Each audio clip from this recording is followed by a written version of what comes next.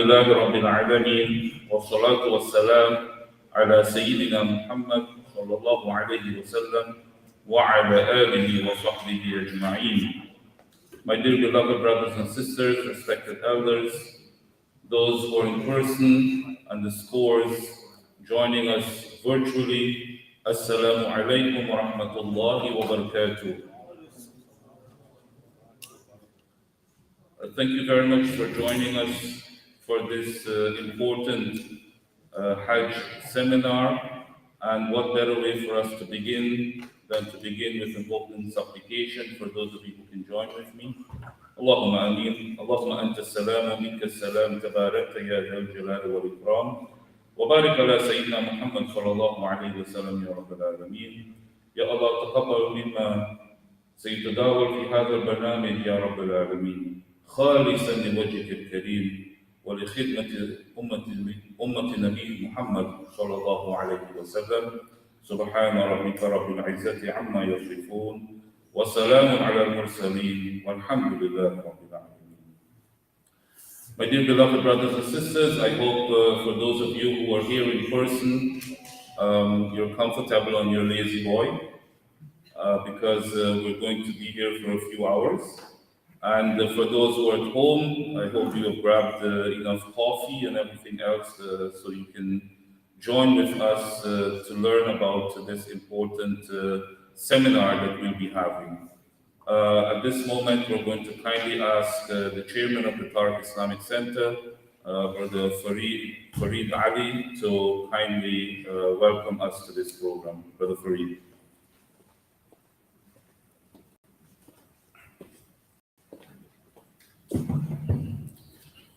Assalamu alaikum wa rahmatullahi wa barakatuh.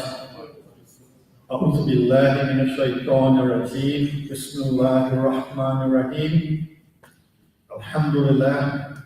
All praise and thanks are due to Allah subhanahu wa ta'ala, for He is our creator and our sustainer. We ask Him to send peace and blessings to our Holy Prophet Muhammad sallallahu alaihi wasallam and to his family, to his companions, and to all believers. My dear brothers and sisters, on behalf of the Executive Committee of TARIC, our Imam Sh.Imran Ally, and our members, I extend to all of you joining us today a warm welcome to our center and to our presentation this morning on the performance and the manasik of Hajj. Our presentation today was put together at short notice, and this was in response to many of you who have been asking for information about Hajj. This service would have normally been provided by agencies who took those who wanted to go on Hajj to Mecca, but because of the change that was made this year, those who are going to Hajj are not going with agencies, and therefore a lot of the information that was disseminated prior is not available. So many of you have been left searching for this information. TARIC has responded to this call, and this morning we are pleased to present this seminar or information session, which will be conducted by our Imam of TARIC, Imam Sh.Imran Ally, and together with him, there will be our Sheikh Zahir Bacchus and Dr. Abdul Yasir Shakur. We hope that this will provide you with the information and the guidance that you need to perform your Hajj. And we pray that Allah subhanahu wa ta'ala make it easy for all of you intending to go to Hajj this year, and that He keeps you safe and He accepts from you all your ibadah. We ask Almighty Allah to bless the presenters and to those who have helped to organize this session before today and today. And we ask Him to make our community strong and united. For those of you who are here at our center, I welcome you. For those who are here for the first time, I say a special welcome. And we hope that your stay here at the center today will be a really good one and one that you will enjoy. And having said that, I now pass you over back to Sheikh Imran to start off the proceedings. Assalamu alaikum wa rahmatullahi wa barakatuh.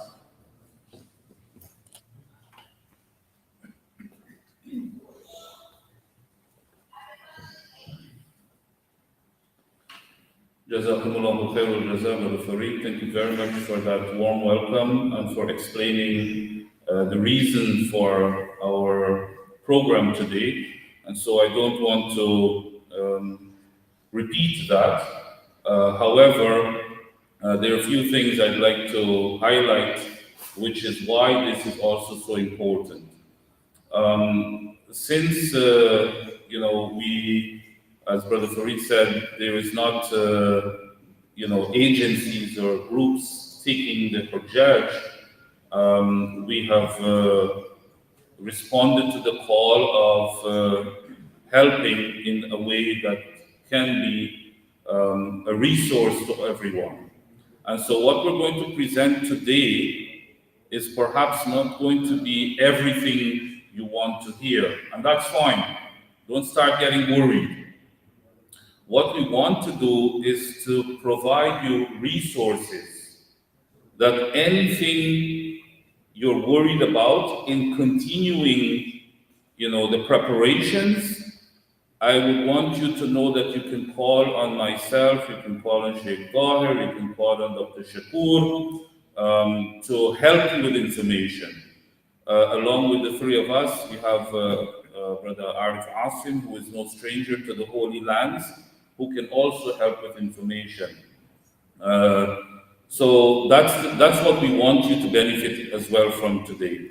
Only earlier this year, there was an Umrah group who, for some reason, lost their guide. I don't know how that happened. Not lost by death or stuff. They just weren't connected with the guide. And so, thanks to WhatsApp, I was able to help them perform their Umrah, and may Allah subhanahu wa ta'ala accept. So the reason I'm telling you this is because our numbers are going to be available to you so that you can reach out to us anytime you feel that you need information relating to Hajj this year, inshallah. Today, we're not going to go into any formal administrative guidance because we don't know what's happening with how things are being done. The same information you have is perhaps the same information we have. However, if you're a step ahead and you need guidance with an email you received or why you have been approved and not your relative and these things, we can still answer some of that to an extent, but beyond that, we will not be able to have information.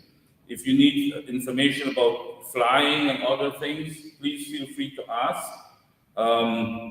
But before I begin, the last thing I'd like to say to you is we would like to customize this to each person or family going. We don't want to use a one brush paints all in this situation, except what we're going to do today. That's going to be relevant to everyone. But for each individual person or family, we're prepared to take on the responsibility to continue assisting you to the best of our ability so that inshallah ta'ala you can perform the Hajj to the best of the ibadah that's necessary, and may Allah subhanahu wa ta'ala accept. Not to have one person speaking for the 6 hours that we're going to be here. Wow. Okay. So it's not going to be that long.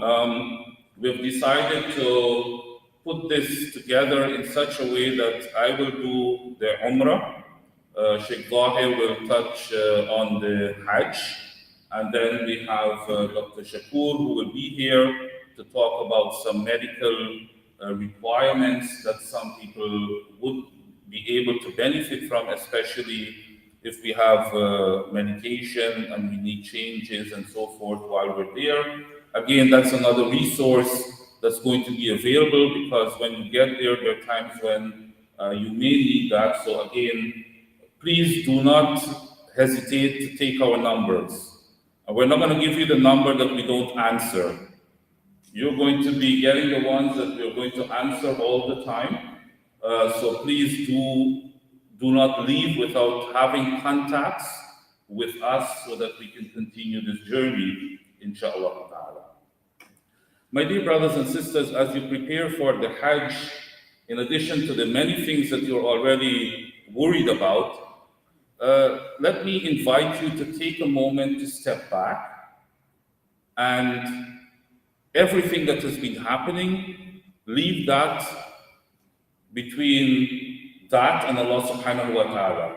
What you have control over, you're going to do. And so, refresh your intention and begin this journey by reaching out to your loved ones, reaching out to those who you may want to ask to forgive you. All the regular things that you usually do, restart it from today. And then keep checking online whatever information you're going to receive from the Ministry of Hajj, and then go with that as is. If you try to put everything on your plate, it's going to be too much. And then, now that we have given you this resource this morning, I want you to also not worry about how we're going to do this without an imam with us or a guide with us. Okay? And why did I tell you that we're prepared to give you our contact information? Do you know why, anyone? If you have any questions, right? Anyone else? Because we do not want you to go there, inshallah ta'ala, and when you arrive there, you begin to follow others with what they're doing. And do you know why? Because unfortunately, lots of wrong things happen, even in Hajj, where people do not know what they're doing. And so we don't want you to be from among that group. We want you to follow because you know what you're doing, and if you see someone doing the right thing, you can follow them. But if you're not, aware of what's happening and you see something, quickly get in touch with us with WhatsApp, and we will let you know, yes, what they're doing is okay, please continue on. Right? This is important because you need to ensure that this is going to be done properly. There are obviously lists of things that you should take with you, and I'm sure you go to many books, you're going to find all the necessary things.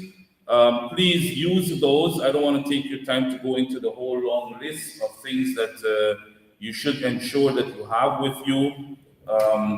Travel light and all of these things. You already know all of that, but again, I'm not skipping it because I believe that it's not important. I know how much you've put into this already, and in addition to Dr. Shakur, when he's going to talk about certain things, he'll tell you what medication and so forth. But the other things that you are going to take with you, I know that you already know your lists and you're going to travel light and all of these things. I know you understand all of that. There's only one thing I want the brothers to be aware of. Take Vaseline with you. That's a must. Right? And we'll talk about that, why you may want to know why you want to take Vaseline with you. And polysporin for blisters. And the reason I'm telling you this, I'm telling you from experience. The last thing I decided to buy when I left here was polysporin for blisters. Somebody said you may get blisters, and I said no, I wouldn't. Only to find out that that's the first thing I got when I arrived there.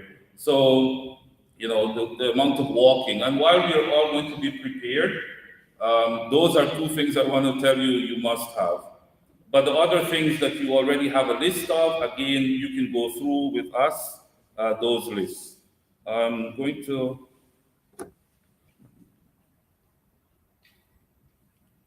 Okay.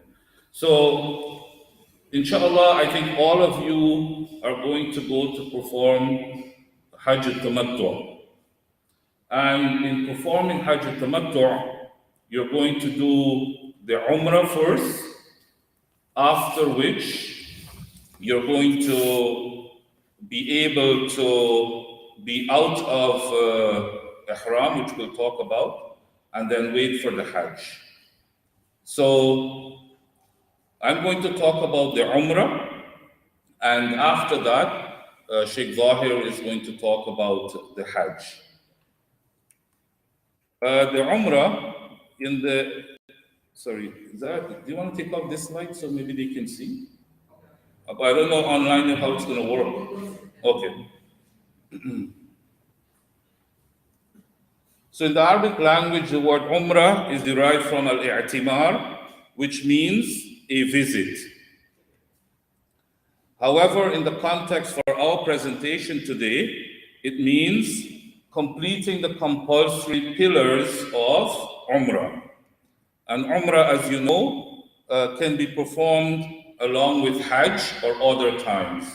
And so you will be performing Umrah prior to your Hajj. And so this is why we're going to talk about the Umrah, because I believe for those who have never been there, if you're able to do an Umrah where you feel comfortable, Hajj will be, hopefully, inshallah, a walk in the park. All right? And, you know, again, if you go there with the knowledge that you have and the understanding of it, it's going to make it even much easier. So the pillars of Umrah are basically four. The first is the Ihram, the Tawaf, the Sa'i, and Qasr, the trimming of the hair. So these are the four things you have to do. Okay, nothing more, right? Nothing more. These are the four things, and this is what we're going to talk about today. And I guess, you know, for those of you who are here in person, if you have a question, please feel free to ask. If you believe it's private, you want to leave it afterwards, feel free to do so as well. Those who are online, you can reach out however you need to reach out to ask any questions now, or if you want to reach out later, inshallah ta'ala. So obviously, every act is going to be done by intention. And so we need to make the intention to put our ihram before the miqat. Now, again, based on your traveling, you're going to know where the miqat is. And so for those who are flying, you know, when you know your flight arrangements, again, if the information of where the miqat is not known to you, what's your responsibility? Anyone?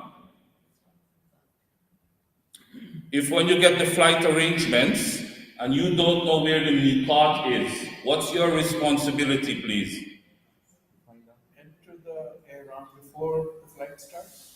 Yeah, but if you get your flight arrangement and you don't know where the miqat is, right? What are you going to do? You're going to ask. Who are you going to ask? Your neighbor? You're going to send a message to any one of us here and say, hey, this is my flight. Not that we want to go and see you off at the airport. Just tell us where, you know, your flight arrangements will be, and we will let you know where the miqat is. While you're flying, the aircraft, the pilot will at times tell you, but we want to give you ample information, right? Because there are times when you need to put your ihram on the plane. It's not easy. There are times when you can do it in the airport before, that's better. We'll talk about that, so everyone will be comfortable. Is that okay? Everyone? Okay. And we're going to make the intention, Labbaik Allahumma Umrah. Sorry? What happened if we start the journey from Medina instead of Makkah? We're coming to it, inshallah. Thank you. Yeah. So we're going to make the intention, right, before we cross the miqat, and we ensure that we have the ihram on. So what's the ihram? Now, when we're traveling, for some of you, you may go to Al-Madinah Al-Munawwara first. For those who are going to Al-Madinah Al-Munawwara first, you don't have to worry about ihram while traveling. Okay? You don't have to worry about putting the ihram at the airport or on the aircraft, nothing, if you're going to Al-Madinah first. Okay? That's one thing. The second thing is, when you're packing your ihram, for the brothers, you put your ihram on your carry-on luggage. Not the suitcase. Do not put ihram in suitcase. Okay? Put it where? Your carry-on luggage. Okay? You must do that because it's going to be easy for you as necessary. Yes? You have to be landing in Medina, or if you're landing in Jeddah and going straight to Medina? No ihram. No ihram. Right? If you're going to Jeddah and then going to Medina, there's no ihram. Right? Because when you're coming from Medina, that's when you're going to be putting your ihram. Now, bear in mind here, we're talking about Hajj or Umrah. Umrah, so let's not confuse anything first, right? We're talking about Umrah. So if, this is supposed to have a pointer, but maybe I don't know. Okay, so those who are going from Medina, right, they're going to stop at Abyar Ali, okay, the masjid, and that is where you're going to make the intention for Umrah. You're going to put your ihram, and you're going to do your 2 rak'ah for the ihram, for wearing the ihram.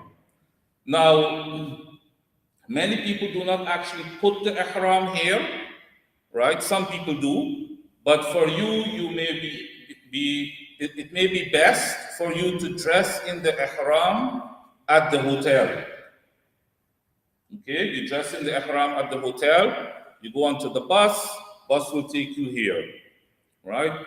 There now, if you have wudu, you go and you pray your 2 rak'ah, you make your intention for the last time. Okay, while you've been making intention all the time, alhamdulillah, that's where you now begin the Umrah. Okay, and so you ensure that you are ready from here to continue onwards for the Umrah.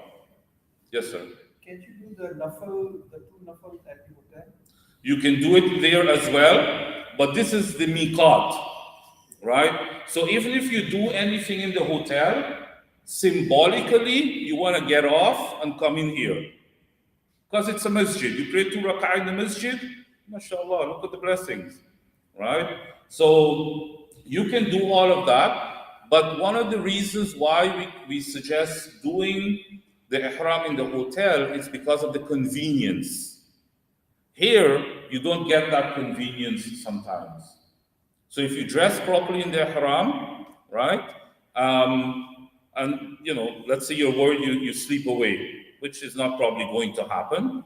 When you get here, you want to get off the bus, go inside, pray 2 rak'ah, make your intention, so you can begin the journey. Any question? Yes. What was the sunnah? Sorry, which? When Rasul did the Hajj, what did you do for the nafal? Here. Yeah, here. We're saying only the hotel for convenience, right? For the ihram. And if someone is really tired, that they're worried they may miss, the masjid for the miqat, then they do it in the hotel. So if they sleep away and then suddenly, hey, what happened? Oh, we stopped and you were sleeping, we didn't wake you up. You don't have to worry. That's the only reason. But I don't know how things are going to be this time around, right? But hopefully there isn't that problem. Yes? I was going to say that just because with the situation where most people will not be going with you, if you're going with a taxi or a bus, just make sure you ask the driver if he's going to stop there first. Yes. Because if he's not, then we wanted to make sure that we knew where to happen. Yeah, thank you. You. Yeah, no, thank you. I was going to add that, but thank you. Yes. So now, when you go with a bus, you're together. But now that we don't know what the situation may be, you may have to go on your own by taxi or whatever it is. Ensure that the taxi driver is going to stop here. And if you're worried that the taxi driver may not stop, then what do? You do your stuff in the hotel. So if the taxi driver passes the miqat, right, you are covered.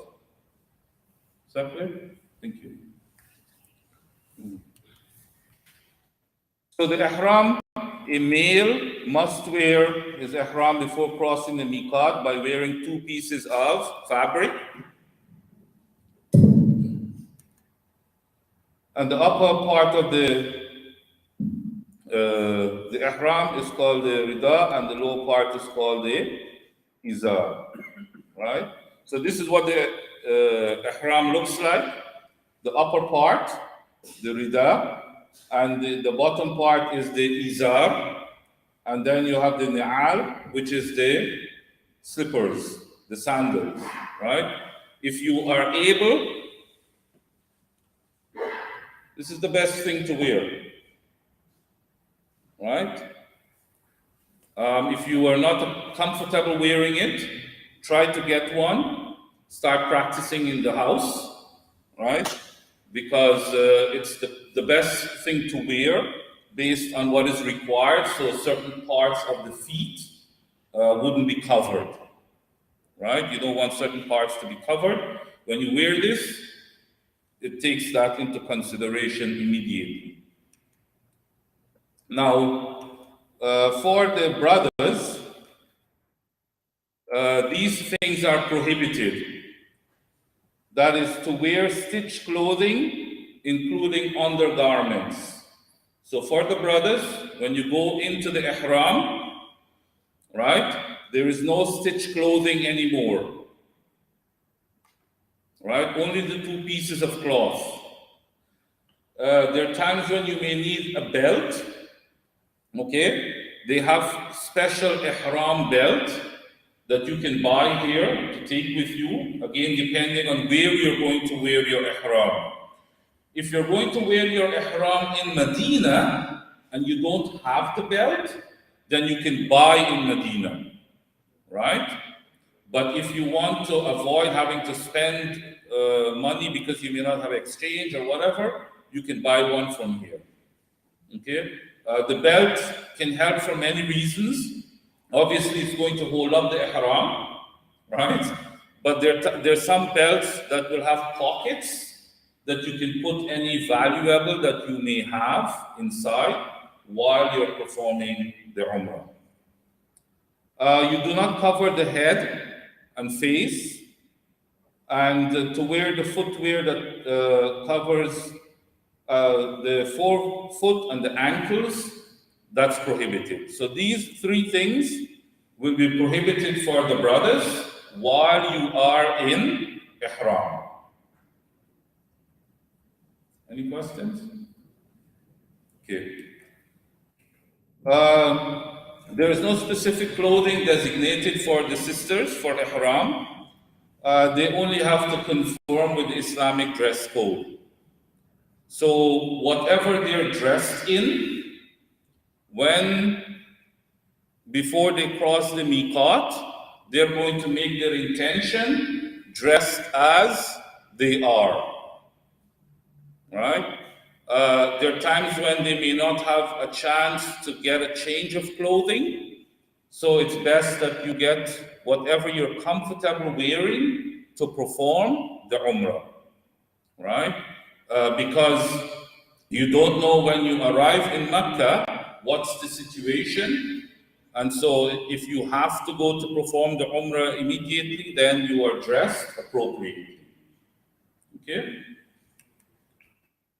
Once you wear the ihram, you make your intention, you wear the ihram, You do your 2 rak'ah, then you're going to begin the talbiyah, right? لبيك اللهم لبيك لبيك لا شريك لك لبيك إن الحمد والنعمة لك والملك لا شريك لك. And so you're going to continue this, right? For the brothers, they're going to say it with not shout, but loud voice. And for the sisters, they can say it softly. But you need to continue doing this, right? And to do it to the as much as possible. There are other things you can probably be engaged in, but you want to continue the talbiyah as much as possible. While you're in ihram, we're not going to cut any nails or hair, no fragrances, no marriage, no intimate marital relations, no quarreling or idle speech, and no hunting. These are things while you're in ihram, you cannot do. Okay? And so, before going into haram, we're going to ensure that we cut our nails, and if there's any hair to be cleaned, we do all of that before we go into the ihram, right? And obviously, if you're going from here, try to do all of this from here, so that, because the time we're looking at is not a long period, depending on when you leave here, when you get to Medina and so forth. So as much as you can do from here, that would probably be best. So when you arrive in Mecca al-Mukarramah, again, not knowing the situation, if you're going to be able to go to your hotel, you're going to be able to refresh, whatever is going to happen, in order for you to do the Umrah, you're going to have to go to Kaaba to Sharifa, right? So again, let's not try to anticipate what the situation is going to be there. We're not going to talk about you going to begin the Umrah, right? So again, if any one of you have any questions about your arrival there, and we also have contacts there, just in case you need information or help, we can arrange for that to happen for you, inshallah ta'ala. When we go to Al-Haram al-Sharif, obviously we're going to enter with our right foot, and the least of dua we can say is Allahumma aftahli abwaba rahmatik. Right? This is the dua to enter the masjid. All the while, we're still continuing our talbiyah. Talbiyah is continuing, right? Even you go check into the hotel, the guy said, have a seat. You sit there, you're waiting, and you're doing your talbiyah, right? Because the talbiyah, we do not get to do it every day. It's only for a specific moment. And so if we do not seize that moment, right, what's going to happen? We're going to lose out.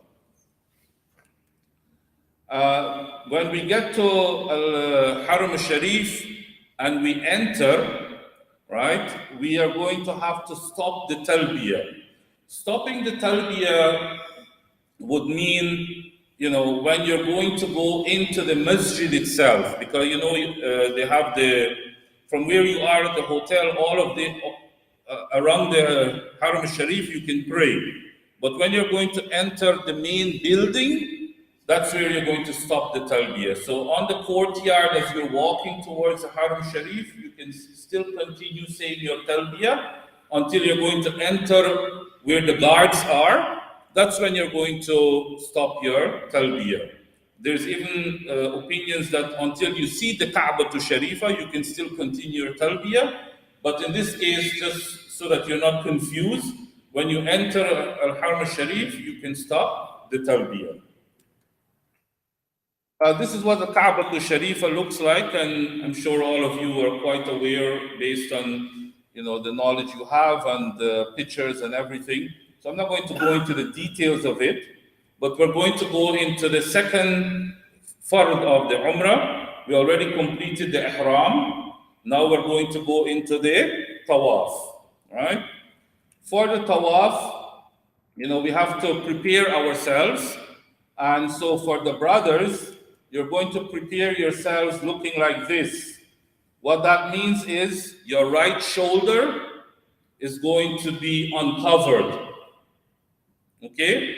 Before you begin the Tawaf, right? And where you're going to do this, where you're going to begin, is going to be Al-Hajj al-Aswad, right?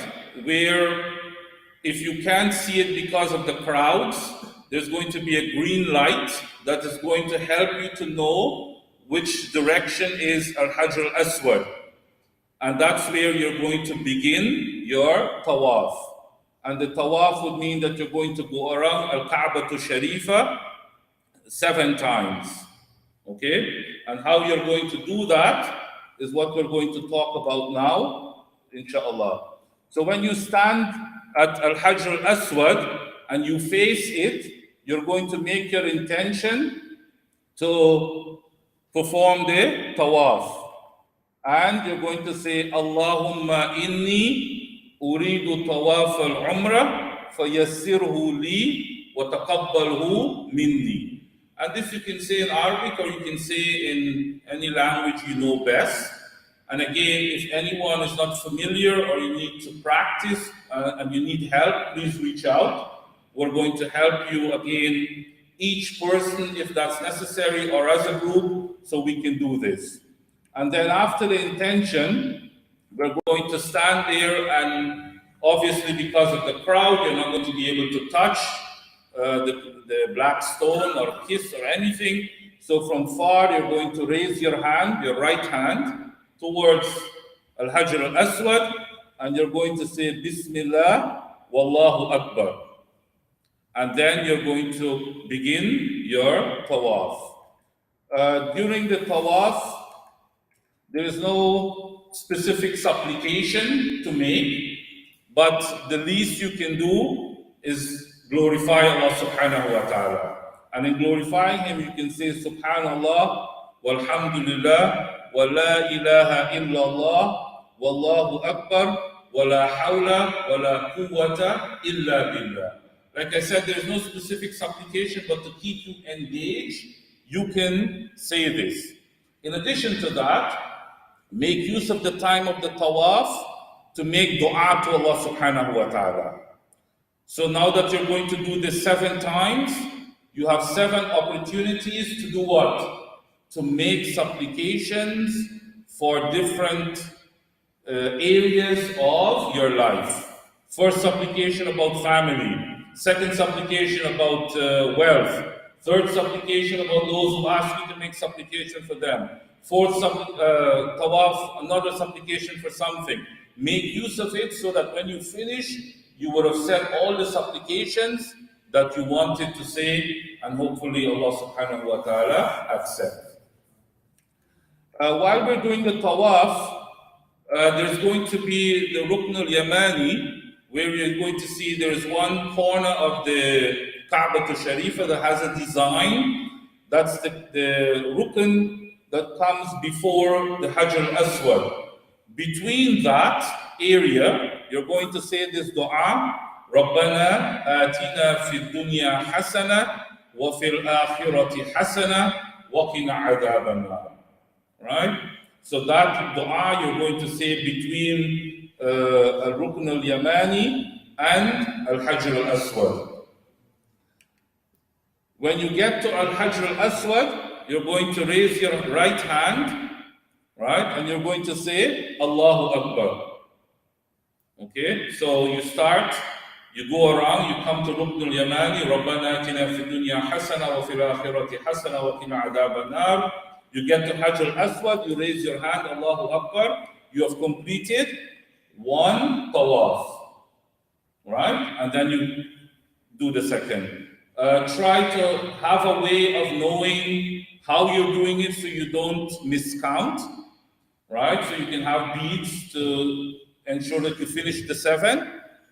And if you don't have any way of counting and you forgot what number you are, what do? You build on the least number that you think of. So is it 2 or 5? I can't remember. Which number will you choose? 2, right? So that's what we have to do, okay? And then at the end of the tawaf, once we complete the 7 times, we're going to point to Hajar al-Aswad and we're going to say Bismillah, Allahu Akbar, Walillahi alhamd. Once this is completed, then the brothers do not have to leave their shoulders exposed anymore, right? And the tawaf is completed. For the tawaf itself, it is said in the beginning, there are ways in which the men need to do the tawaf a little faster. If you are alone, fine. If you are with your wife or someone else, you may not be able to do that. So just do it normally, and that's allowed. Okay. Ensure again in these ibadat that we have wudu. If we're able to, alhamdulillah, it's best to have wudu while we're doing these ibadat. Okay?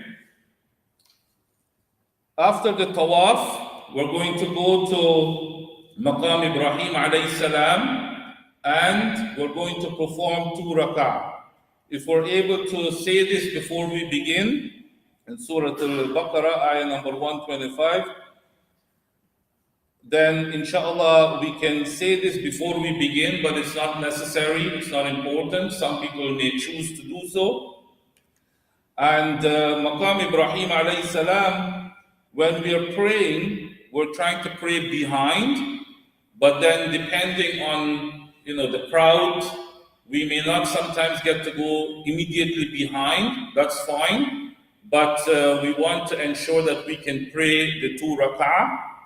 And when we're praying the 2 rak'ah, in the first rak'ah, we're going to recite after Surah Al-Fatiha, Surah Al-Kafirun in the first rak'ah, and then in the second rak'ah, we're going to recite Surah Al-Ikhlas.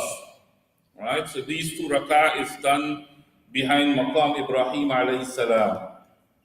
After that, we're going to go to Zamzam, where we're able to drink the holy water, the blessed water of Zamzam. And obviously we begin with Bismillah. But when we're drinking the Zamzam, we also want to supplicate.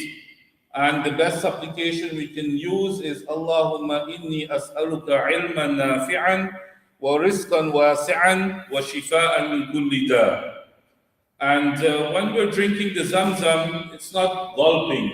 It's drinking it, sipping in such a way that we feel it going into our body, right?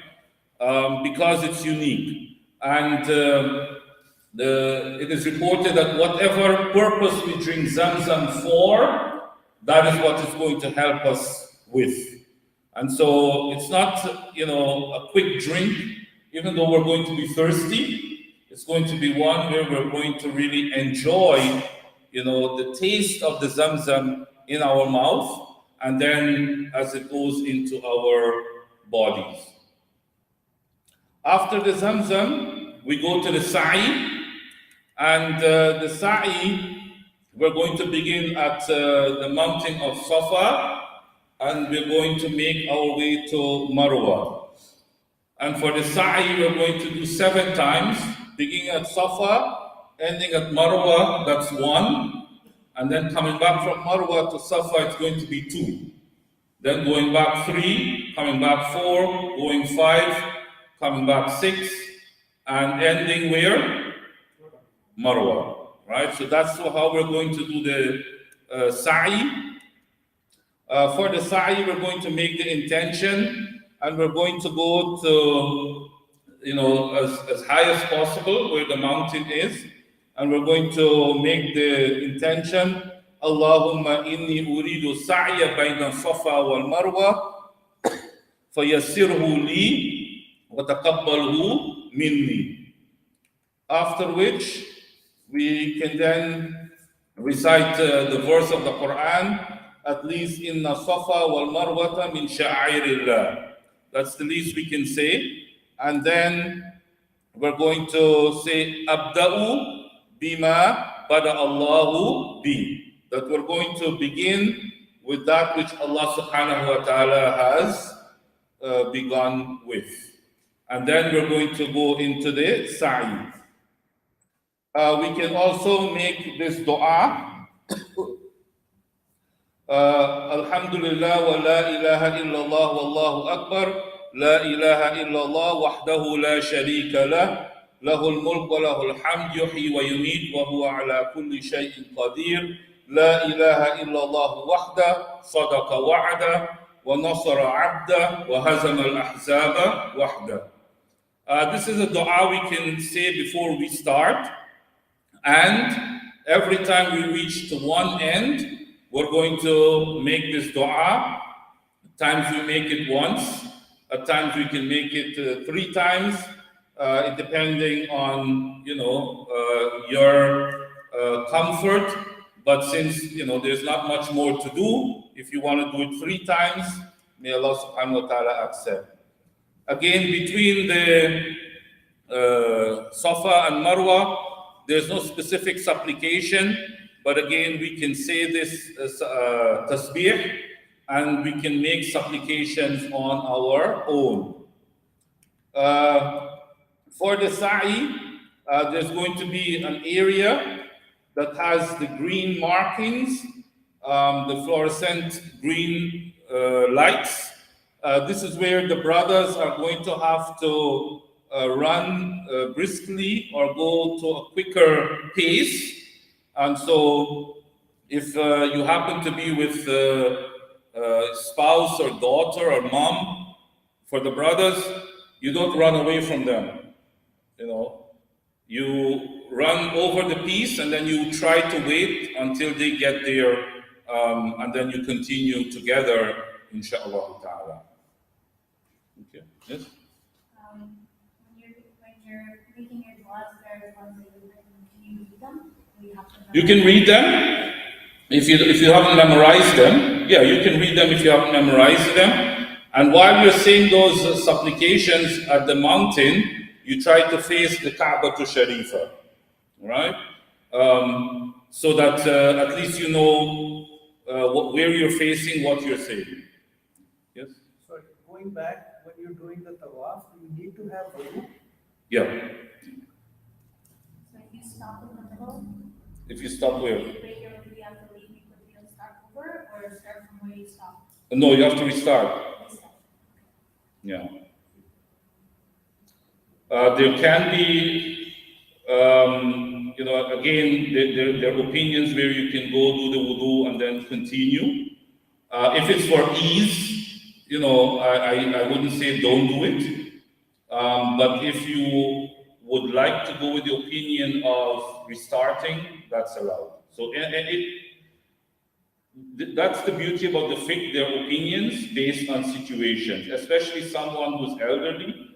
It's going to be challenging for them to go restart from the beginning so they can continue. If again, now remember we have volumes of, the volume is a large number of people going to be there. You may not even be able to go to somewhere to find where to do wudu. To make it easy so you're comfortable, do tayammum. Right? Because of the volume of people, I don't want anyone to go get lost and not be able to complete the act as they should. Okay? So you do tayammum and then you keep like. And then you continue, yes. So you can stop there because of tayammum. Yes. And suppose you want to do the wudu, then, for example, you're in the 4th circuit. So you start the 5th then? If you're going to do the wudu, Yeah. sorry, I didn't get So here. you do the wudu, you come back, you've already done 3. You were in the 4th, so you start the 4th again? For me, I believe if you're going to go to do the wudu, then you're going to come back and restart. But there is an opinion where you can continue. I don't know, oh, Sheikh Zahir, if you wanted to add to that. So, if you're gonna do tawaf, now this is according to the 4 schools. So, if you're gonna, to do tawaf is a must, because you're in the big three. Tawaf has to have wudu, not 7. So, because it's considered to be the Kaaba, to be in the mosque. Marwa and Safa. No, we're talking about tawaf, Sheikh. Oh, Tawaf. yeah. So, if you break your wudu, you have to perform wudu as long as there's water close by. That close by availability of water is outside. Or if you are afraid of not staying in the group, then what you can do is go to Zamzam, where it is. It's right behind. It's right behind the Maqam Ibrahim. You can go there. There's cups. You can perform wudu right there. Yeah, now women is challenging because you're veil your umrah, but tawaf has to have wudu. So if you break your wudu on the second circumambulation that you're going to perform, you can mark where you are, go outside or go to Zamzam, perform wudu, come back to that place and start right from that place and continue. If you don't remember where you are, and you know you did 2, and you're in the middle of the 3rd one, and you don't remember where you're stopping when you broke your wudu, then you go make wudu, you come back, and you start at the at Hajj Aswad. You start the 3rd one, even though because you completed 2. That's the position that the Madhahibs are upon. So you can continue with the circuit you're on, Yeah. not from the beginning. No, if you know exactly the place that you broke your wudu. Let's say you broke your wudu at the house, let's say you broke it at the door of the Kaaba, and you know it's right there, right? So you go make wudu, you come back, and you go right to the door of the Kaaba, and you start back, and you continue from where your count is at. That's the position of the school. Thank you. So again, with regards to the wudu, be careful where you can do the wudu. Like you said, there are places you can, but at times the security, they can become very aggressive because they believe that by spilling water, people can easily slide. So try to see where you can, but again, if there is worry that you cannot connect to water because you're scared of for many reasons, losing the loved one from the group or something, you can make arrangements to ensure that you do not have to go outside again because of the numbers of people. Check if you could just repeat a little bit of what you just kind of said so people online. Okay. So any other questions for this? Yes. And for Sa'i, the wudu is not needed. No. Now, when that is completed, and sorry I didn't say this earlier, for those who are not able to perform the tawaf or the sa'i because of mobility issues, they're usually help, whether it be by wheelchair or whether they're manually pushed or the mechanical wheelchairs, the electrical wheelchairs, they're all there available, but you will have to make arrangements with those who are there, all right? But it can be available, but you have to ensure that if you are a couple, right, how the arrangements will be made, especially if one person is able to do it and the other needs the assistance, how do you manage to reach back at a certain point? Okay? When we finish the sa'i, we go to the qasr, and this is trimming the hair. Now, for the umrah, because you're performing Umrah before Hajj, you do not want to shave your head, right? Because you will not have enough hair to shave after the Hajj, as Sheikh Zahir will tell us later on. So you want to trim, just take off a little, right? So the remaining you can leave for the Hajj when it's time to shave the head after the Hajj. For the sisters, they need to take off about 1 inch of the hair from one place for them to consider qasr, observing the ritual of qasr of the hair. When that is done, then the Umrah is completed. All the restrictions of Umrah will be ended. So all the things that we said were prohibited, right, are no longer there. And give thanks to Allah subhanahu wa ta'ala, and the Umrah is completed. You're going to engage in ziyarah, however the arrangements are going to make, where they're going to be ziyarah in Medina and ziyarah in Mecca. Again, we do not know how that's going to happen for you, but as you get information, feel free to reach out, and we're going to try to coordinate so that we give you answers that will be helpful to your situation while you're there. Before I finish and pass it on to Sheikh Zahir to continue with the Hajj, when you finish the Umrah, right, take time to rest between the Umrah and the Hajj. Take time, whatever time you get. Do not, and this is an advice, do not go and perform multiple Umrah after the first one, before the Hajj, and the only reason is so that you do not overwhelm yourself and you do not get tired, right? Because it can be very challenging, especially after traveling and so forth. Do your one Umrah, take time to get rest, go to the masjid so you don't miss any Fard Salah, and you pray in Jama'ah and all of these things. That's enough for you to do until the Hajj begins. Any questions? Inshallah, yes. Yes, actually. If you are going only for the Umrah and not for the Hajj, then you have to save all the hair or just small one? If you're going for Umrah alone, right, anytime, I personally suggest you do the shaving, right? But here, because you're going to have to do Hajj, you want to leave a little here to shave at the end of the Hajj.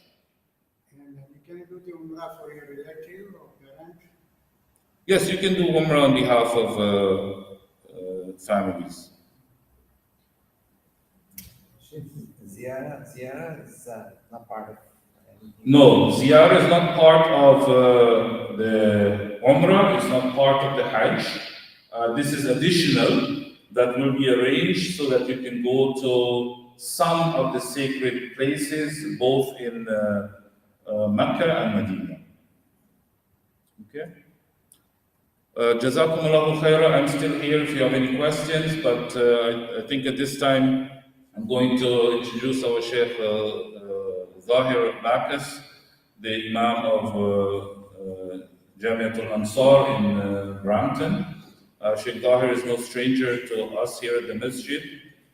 He's active in the Muslim community, an executive member of the Canadian Council of Imams, in addition to other responsibilities, and a very close friend of us. And we're grateful that he's taking time from a Sunday morning to be with us so that he can, inshallah ta'ala, do for us the sacred manasik of the Hajj.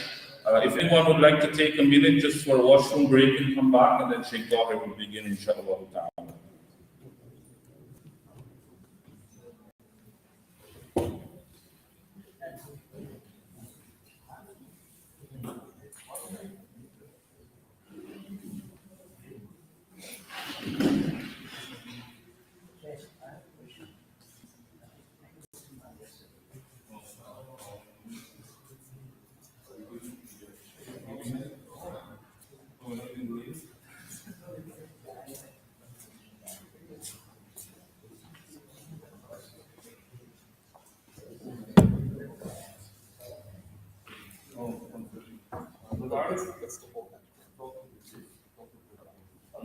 more away with it.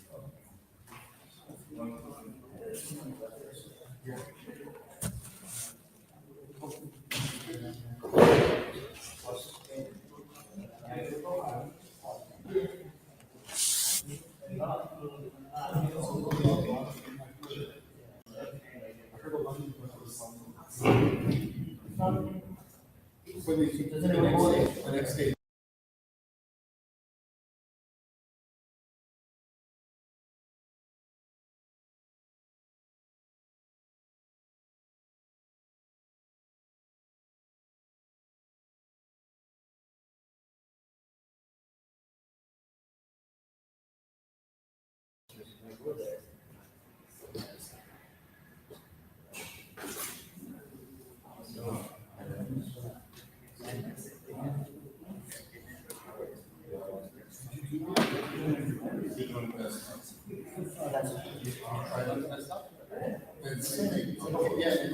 Do you need help with something or? Yeah, I need to plug my computer. Oh, the charge? Yeah, the charge. Is this thing?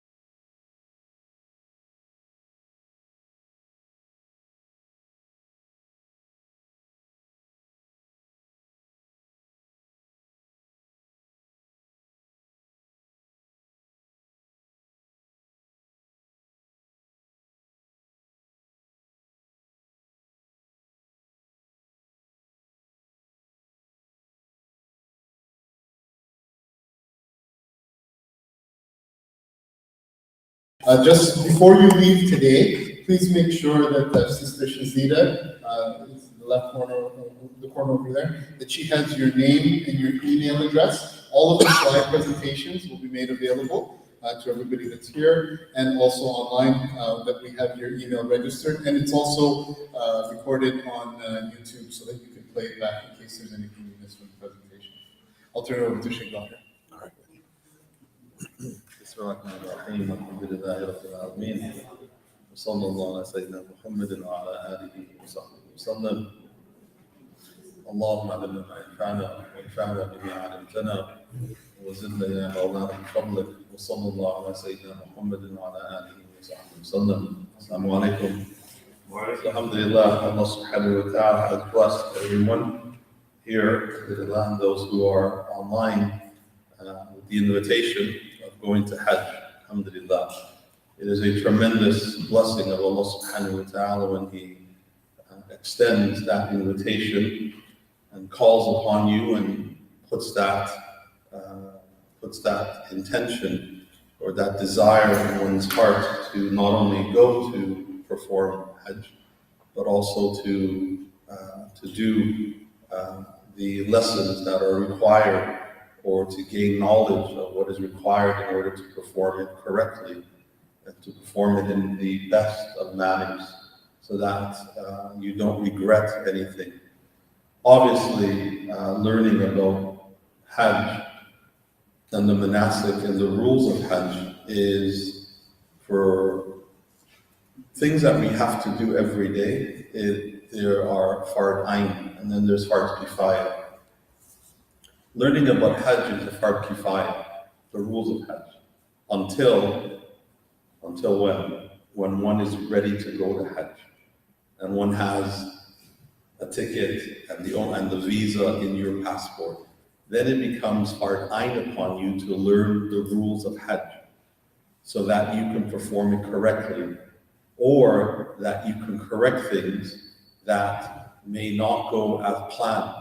So things that we're going to talk about now, it may not go as planned depending on certain buses, certain companies, certain movements of people. There's flexibility.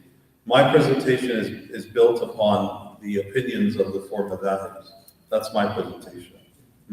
It's built upon it's not built upon a particular method, but it's built upon the madhabs themselves, which is also built upon the sunnah of the Prophet ﷺ, and that of his companions, and that of those who understand and read the hadith and read about the seerah of the Prophet ﷺ concerning what to do when one goes to Hajj. Because the Prophet ﷺ performed how many Hajj? One. Only once.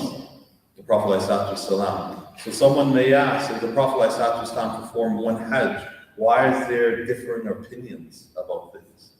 It's because the Prophet ﷺ, although he performed Hajj once, the words that he conveyed to do things left room for interpretation.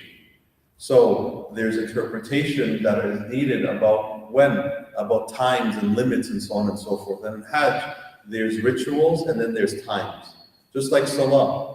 We know that we have to pray 5 Salah, but there's a specific time for those Salah that you have to pray. So one cannot pray Dhuhr whenever one wants. No, one prays Dhuhr when the time of Dhuhr comes in. But is it wajib upon one to pray Dhuhr in the beginning of the time? It's not. It's not wajib to perform Dhuhr in the beginning of its time. You have that time limit. You have that moment from the beginning of the time to the end of the time to pray Salatul Dhuhr, for instance. Like Hajj and the manasik, the acts of Hajj, there are specific time limits to perform things within. And so the Prophet ﷺ, in his words and sometimes in how he answered questions, he left that room open for the interpretation of the different rulings that we're going to talk about. Again, I'm not going to get into the fiqh and to the fiqh matters of things with the different opinions. I'm going to talk about the best way to perform Hajj and the best times to do things in. That's what my presentation is. You may see people that go to Hajj and do things differently. That's fine. That's perfectly okay. What I'm going to talk about in my presentation is geared in order to make Hajj be simple for you. Taking in consideration times that are crowded and the times that you may find a lot of congestions, and especially in Jamarat. So that's what my presentation will involve, inshallah ta'ala, and we'll answer some questions. So Jazakallah khairan to Sheikh Imran for the wonderful presentation on Umrah. This is Hajj, sacred pilgrimage. So what I normally do is we talk about what to do before leaving. We'll go through it quite easily. Rectify your heart. And why do you rectify your heart before you go to Hajj? Because you're going to the house of Allah subhanahu wa ta'ala. And your purity of your heart is what matters. So when you're standing before the Kaaba and going around the Kaaba, you're going to be making dua for forgiveness and for mercy for yourself and your family and your loved ones. Imagine you're asking Allah for that, for forgiveness, rectification, and you're seeking tawbah, and in your heart and in your mind pops in the brother or the sister that you have an issue with, that you never rectified, that you have some ghil, some animosity towards. Imagine at the Kaaba when you're asking Allah for forgiveness, that animosity that you have towards your fellow brother or sister comes to you at that point.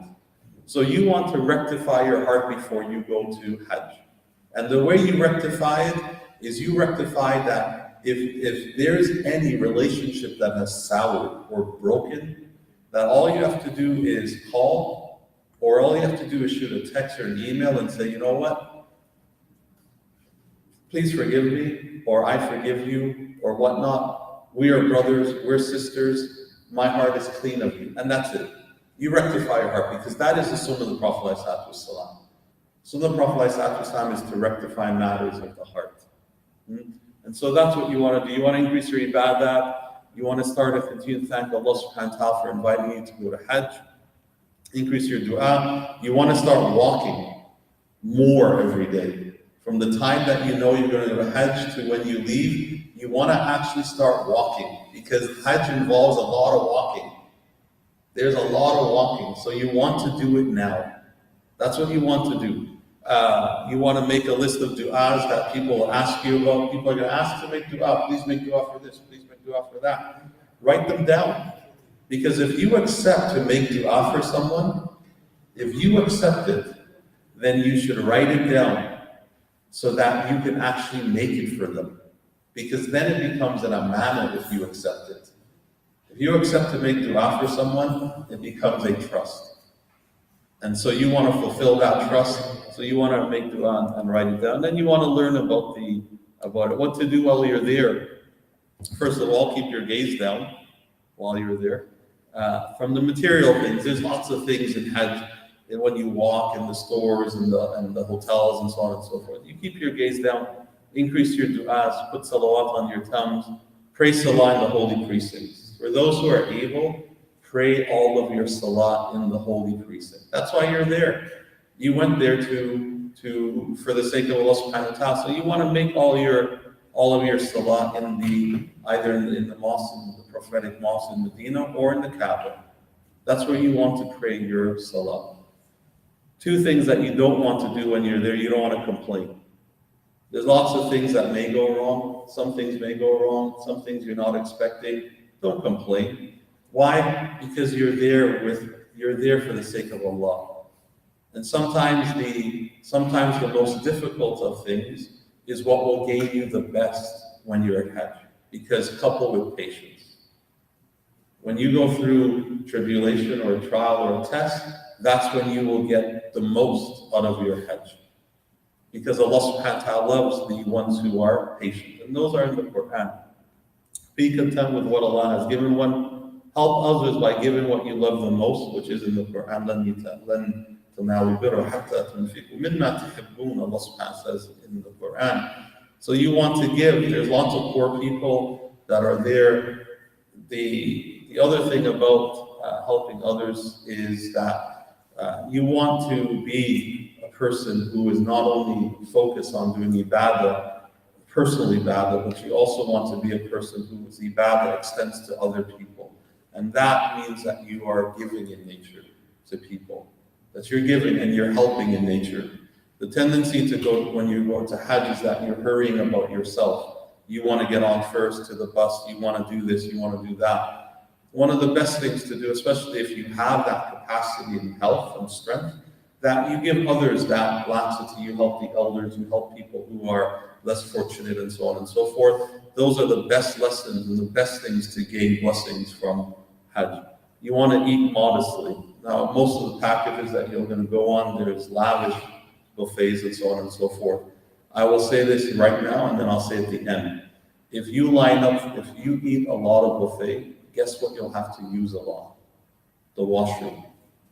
And when you're in Mina, Muzdalifah, Arafat, you know how long the lines are for washrooms? Most of your time will be spent in a line waiting for a washroom. So you want to actually eat modestly. And eating modestly actually helps you keep healthy, especially avoiding sugary foods and avoiding oily foods at Hajj, because it helps you to actually keep your health intact. It improves your immune system. And then the last thing while you're there is is to think well of others. Think well of others. If a thought comes that someone crossed you, someone bumped you in doing sa'i, someone stepped on your toes, someone did this, someone pushed you from behind, someone did this, just have husna dhan. Just think well of the person. Just think well of the person. You're there, it's crowded. Okay, things are going to happen. You're going to get bumped. You're going to get your toes stepped on. That's okay. That's okay. It's not that the person intended it. The person didn't go there to intend to shove you, to push you, to step on your toes. No, just have husna dhan. That's all. Just think well of the person. And continue doing your ibadah. Now, when you get back upon here, continue to do the things that Allah, that you start, be contented, increase your knowledge of the religion, continue making a lot of dua, make an intention to frequent the mosque more often. So there are lots of people who come back and the state that they're in when they feel at Hajj, they lose it immediately. Well, you don't have to lose it immediately. As long as you are gaining knowledge, as long as you're going to the masajids more frequently, as long as there's something changed in your lifestyle or in your life when you come back from prior to you going, there has to be a change. And there should be a change. And that's how the lasting benefit of Hajj happens. That there's a lasting change that occurs. Now, overview of Hajj. So now we're going to get into the fiqh of Hajj. There's 3 types of Hajj. You're most likely going to do tamattu. The 3 types of Hajj is ifrad, which is intending only to do Hajj. You go into the miqat and you intend only to do Hajj. So the tawaf that you do enables you to do tawaf and then sa'i. The sa'i that you do will be in place of the tawaf that you do after the pelting. But it's not tawaf for Umrah. It's tawaf in order to do sa'i, so you don't have to do it after tawaf ifadah, the integral, the tawaf that is an integral of Hajj. So ifrad, you're not going to do ifrad. Tamattu, what is tamattu? Tamattu is when you enter the miqat to do Umrah. Then while you're inside the miqat, after the performance of Umrah, you're going to remove from the state of Ihram. You're going to take yourself out of the state of Ihram. You're going to put back your regular clothing. You're allowed then to use fragrance on your body, fragrance soap, and so on and so forth. You're allowed to cover your head, all that. You're outside of the state of Ihram. Then when Hajj comes, when the days of Hajj comes, you're going to get back into the state of Ihram. You're going to put back, you're going to remove the covering from your head, and men, not women, and you're going to wear the garbs, the garb that we'll show you.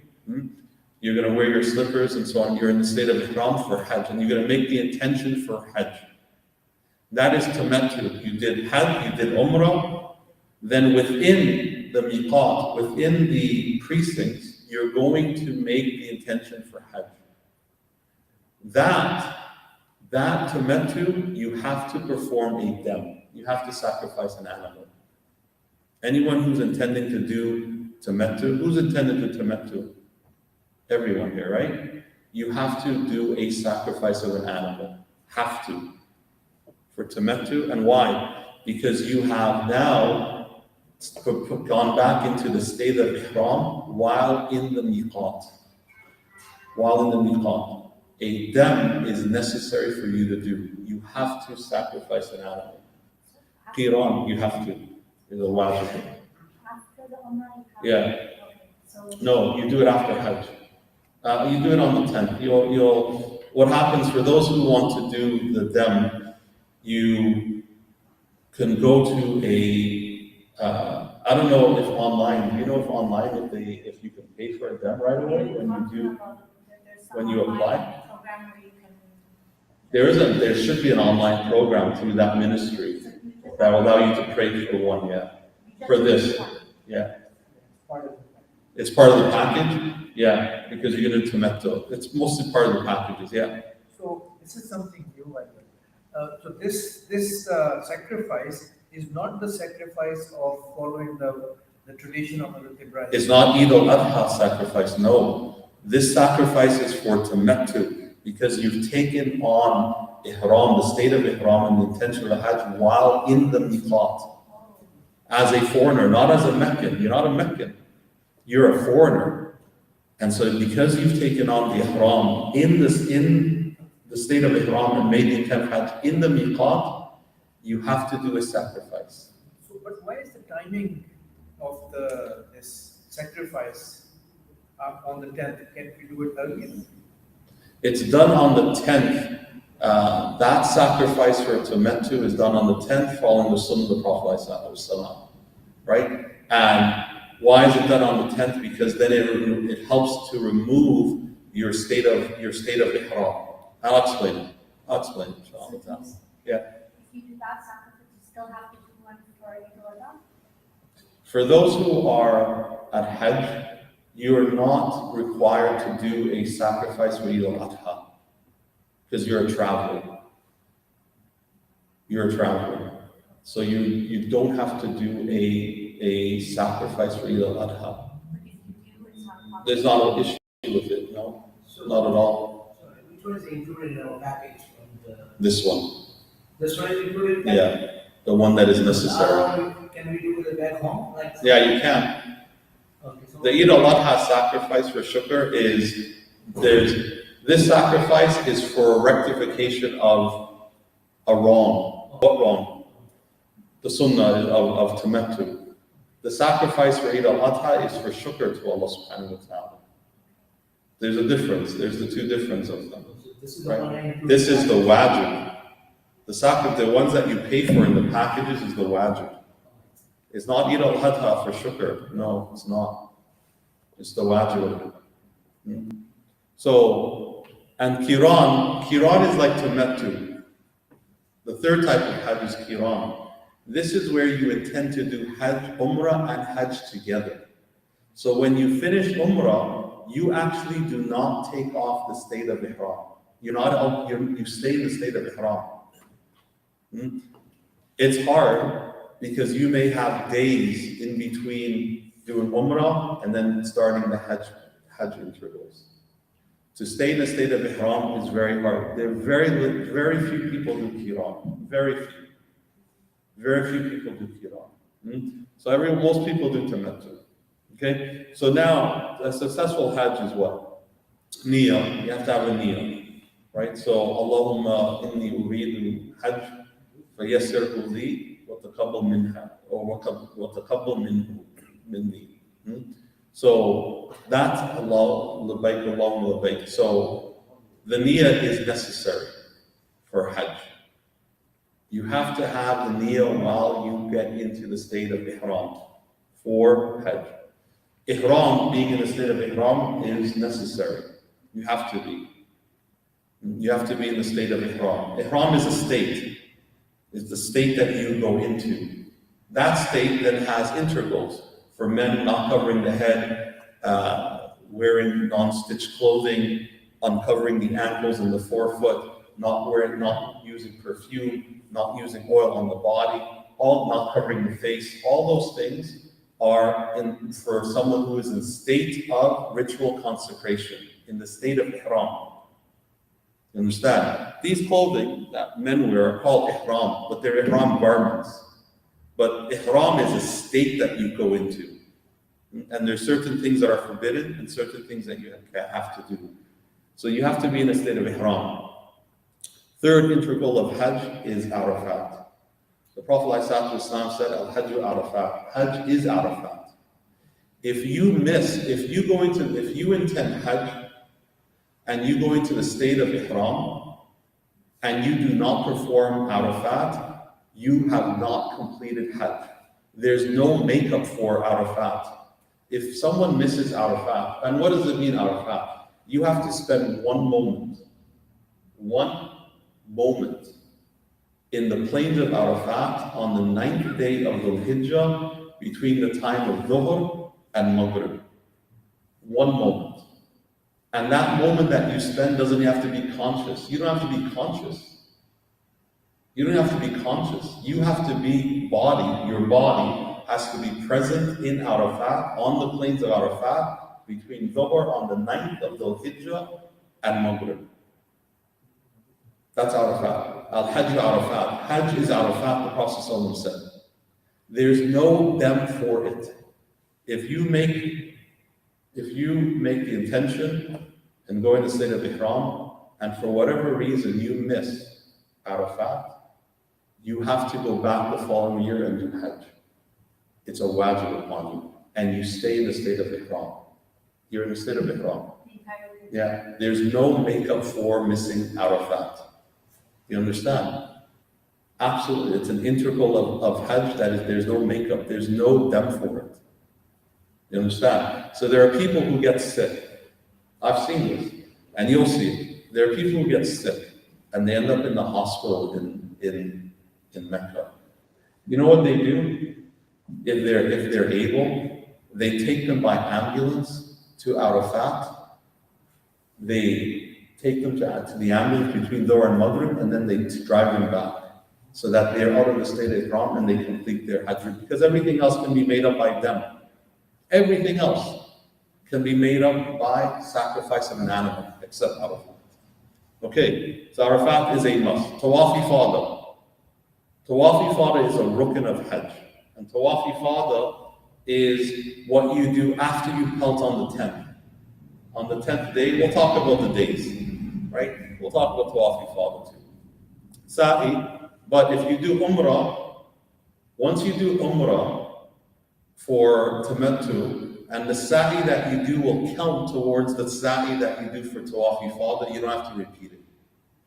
Okay?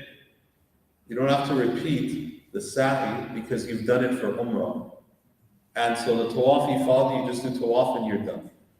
Okay? And then pelting at Jamarat, Aqaba in Mina, and on the 10th and the 11th, 12th, 13th, all three of them, is also one of the wajibs of Hajj. Okay, so let's get into this in more detail. So, during the days of Hajj, what is important for one to understand? We in the West operate on the Gregorian calendar. Today is June what? 20th, 21st? I don't know. What is it, 19th? Oh yeah. I should have known what day is it today. I won't tell you why, but I should know that today was the 19th. Okay, so during Hajj, forget about July 1st, July 10th, July 9th, July 11th, 12th. All you're concerned about is the day of Dhul Hijjah. That's all. All you're concerned about, what day of it is Dhul Hijjah. That's all. You don't care what day is it Gregorianly. According to the Gregorian calendar, it's irrelevant. All that matters to you in Hajj is when is the 8th of Dhul Hijjah, when is the 9th, when is the 10th, 11th, 12th. That's all that concerns you. That is it. It doesn't matter what it corresponds to in July. It does not matter. Put that out of your mind. It doesn't matter. When you talk to people, all they're going to talk about is the 8th of Dhul Hijjah. What are you doing on the 9th of Dhul Hijjah? What are you doing on the 10th of Dhul Hijjah? What are you doing 11th, 12th, and 13th? That's all that matters. 5 days. Hajj is 5 days. Because Umrah you don't have to do if you do Ifrad. Hajj is only 5 days. 8, 9, 10, 11, 12. And if you add 13 to it, you can. But we'll talk about why 13th is added. So, on the 8th of Dhul Hijjah, you're going to leave Mecca after Dhuhr. Some groups leave after Fajr. Most will leave after Dhuhr. That's when the crowd leaves. And on the 8th day, you're going to go to Mina.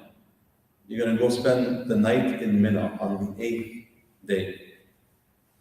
The 8th day, you're going to leave after Dhuhr and you're going to go to Mina. Okay. That morning on the 8th, you're going to be in the state of Ihram. So, after performing Umrah, you would have left the state of Ihram. On the 8th morning, you're going to go back into the state of Ihram for Hajj. For Hajj.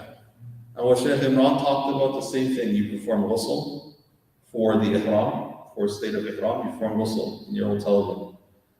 You pray 2 rakat. You put on the Ihram, the men put on the Ihram garb, they take off their hats or their kufis, the women put on something that they want to wear that is comfortable, the men put on their slippers, and they pray 2 rakat. You pray 2 rakat, just like Umrah, pray 2 rakat, and you enter into the state of Ihram for Hajj. That you do on the 8th. Clear? You're on the 8th.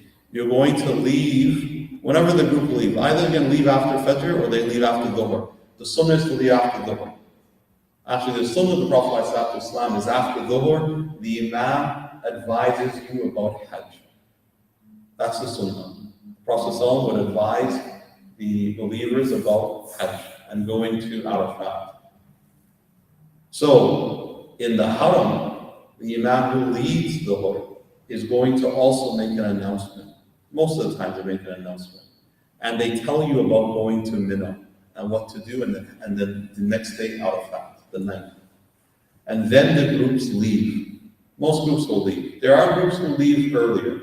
And the reason why they leave earlier is to avoid the confusion and the crowd.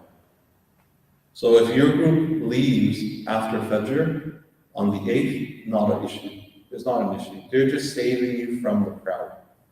That's all. If they leave after Dhuhr, that's not an issue either. That's fulfillment of the Sunnah, and that's fine also. Okay, so they're going to leave on the 8th. From Mecca, you're going to go to Mina, to the camp. Yes. How about if you arrive after Maghrib? Where? In Mina? That's fine. That's fine. Some people will, because it's just the roads are so crowded. The roads are so crowded. And it's 3 kilometers. No, it's 5. It's 5 kilometers. Those 5 kilometers are going to be the longest kilometers. The longest time you ever went in 5 kilometers will be Mecca to Mina. Trust me. I remember one time we were coming back from Medina, and we were going straight to Mina, actually, one time. I don't know if you were with us, but Arif were with us. We went from Medina to Mecca, on the outskirts of Mecca. We did it in 4.5 hours. The last 10 kilometers took us 5 hours. The last 10 kilometers took us 5 hours because of the crowd, because of the amount of buses. This is before the trains, by the way, way before the trains. So don't be surprised if you're in the bus for a very long time, from Mecca to Mina. Don't be surprised. That's why there's some people who walk it. But if you walk it, guess what you have to know? Where you're going in Mina. Do not walk. Who's gone to Hajj before?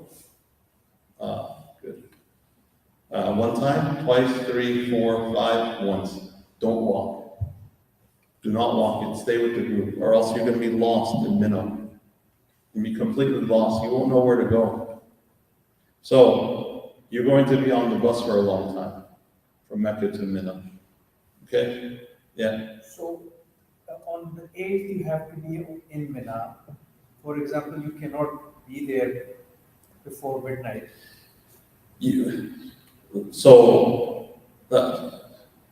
I'm going to say words that are very, very, I choose my words very carefully because they're all fiqh related. What is a fard, what is a wajib, what is a sunnah? So spending the night in Mina is not fard. Is not. It is a sunnah. If you miss it, there's no issue of it. None whatsoever. It's just mukhalif of the sunnah. You break a sunnah, right? But it's not sinful. So spending the night in Mina on the 8th for the next day of the night, for Arafat, the day of Arafat, is a sunnah, right? Now, there are some groups that will leave Mecca on the 8th evening and go directly to Arafat. There are groups that do this. What are they avoiding? They're avoiding the traffic that will be the next morning at Mina to Arafat. They're avoiding the traffic and the confusion. That's all. So they will take their people, their group, from Mecca all the way to Arafat for the 8th night. And they'll spend it in Mina, in Arafat on the 8th night. Got it? Because Mina is what? It's not a fard. It's not a fard. It's not a must. Okay? I believe most of your groups are probably going to spend it in Mina. That's the norm now. Okay? So you're going to spend it. The next morning is Yom Arafat, is the day of Arafat. That's the 9th of Dhul Hijjah. The most important day of Hajj is Arafat. Because Hajj is Arafat, as the Prophet ﷺ said. Okay, so you're going to pray Fajr in Arafat, and then the buses are going to leave. Buses are going to leave. And a lot of buses are going to leave. Lots of buses are going to leave. Right after Fajr, you're going to pray in Mina, and then the buses are going to start leaving to go to Arafat. Now, in Arafat, you're going to, what are you going to do in Arafat? So let's just do an overview, and then we'll come back to it. How I arrange this. So I'll get back to it. So Sheikh Imran talked about the state of Ihram. What are men supposed to do? What are they not supposed to do? We won't go over this for women and so on. So just some things that while he was performing, some common things that people do. You're not allowed to use fragrance while you're in a state of Ihram, men and women. Okay? Fragrance. You're not allowed to apply it to your body. If you use scented soap in the state of Ihram, you have to pay fidya. Is that clear? Fidya. Now, there's a difference between the amount, whether you have to perform fidya or do you have to do a dam. Okay, there's a difference. Okay, so you're not allowed to clip your fingernails or toenails. Okay, you're not allowed to in the state of Ihram. So when you go into state of Ihram on the 8th, until you're out of it, you're not allowed to cover your head, right? Or cover your face. You're not allowed to perform, you're not allowed to apply perfume on it. Whether it's perfume that is perfumed in a bottle, or whether it's mixed with something else, like soap, because there's fragrance in soap. If you use soap and has a fragrance in the state of Ihram, you have to pay fidya. Okay? When does it go to a dam, to a sacrifice of an animal? If you clip one of your fingernails, fidya. You clip a second one, fidya. You clip a third one, fidya. Fidya is a donation of something. Okay?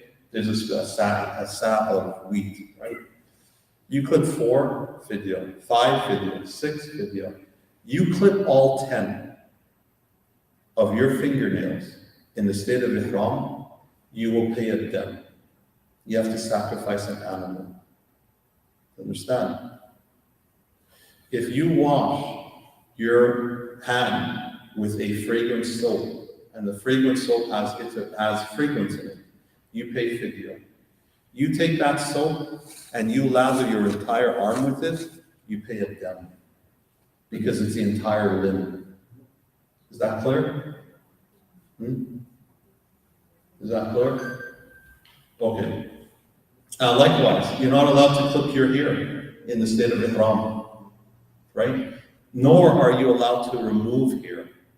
Okay, so you're not allowed to remove hair if you do something on purpose, right? So let's say you go to sleep in the state of Ihram in Muzdalifah, and you wake up the next morning, you find a hair on your clothing. Do you pay fidya? You don't, because you haven't removed it.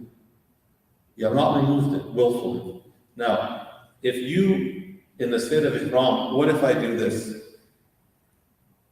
And when I do this, I found hair on my hands. Do I pay fidya?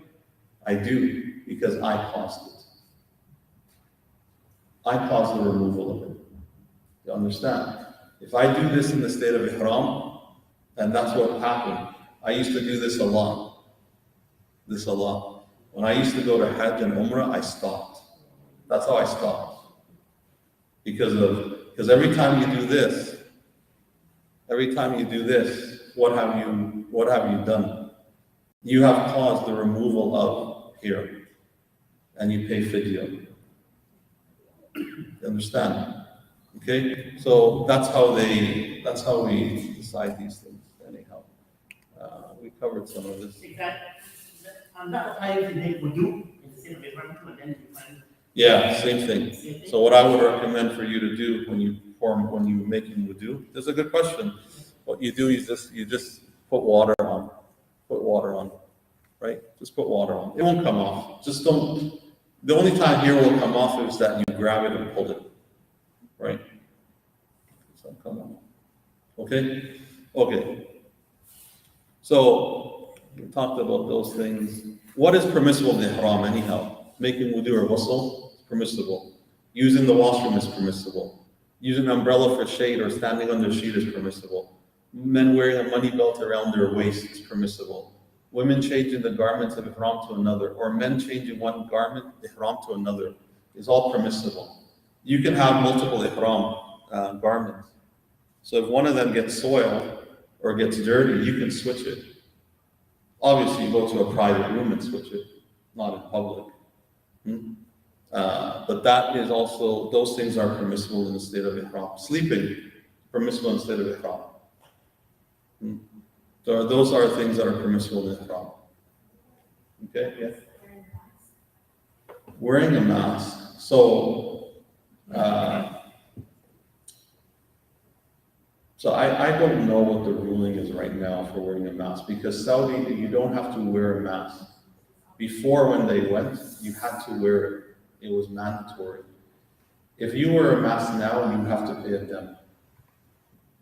Now, you may find other imams, other scholars who will say otherwise, but for me, because it's not mandatory now in there, if you wear a mask and that mask is on you for a whole day, you have to pay a dam.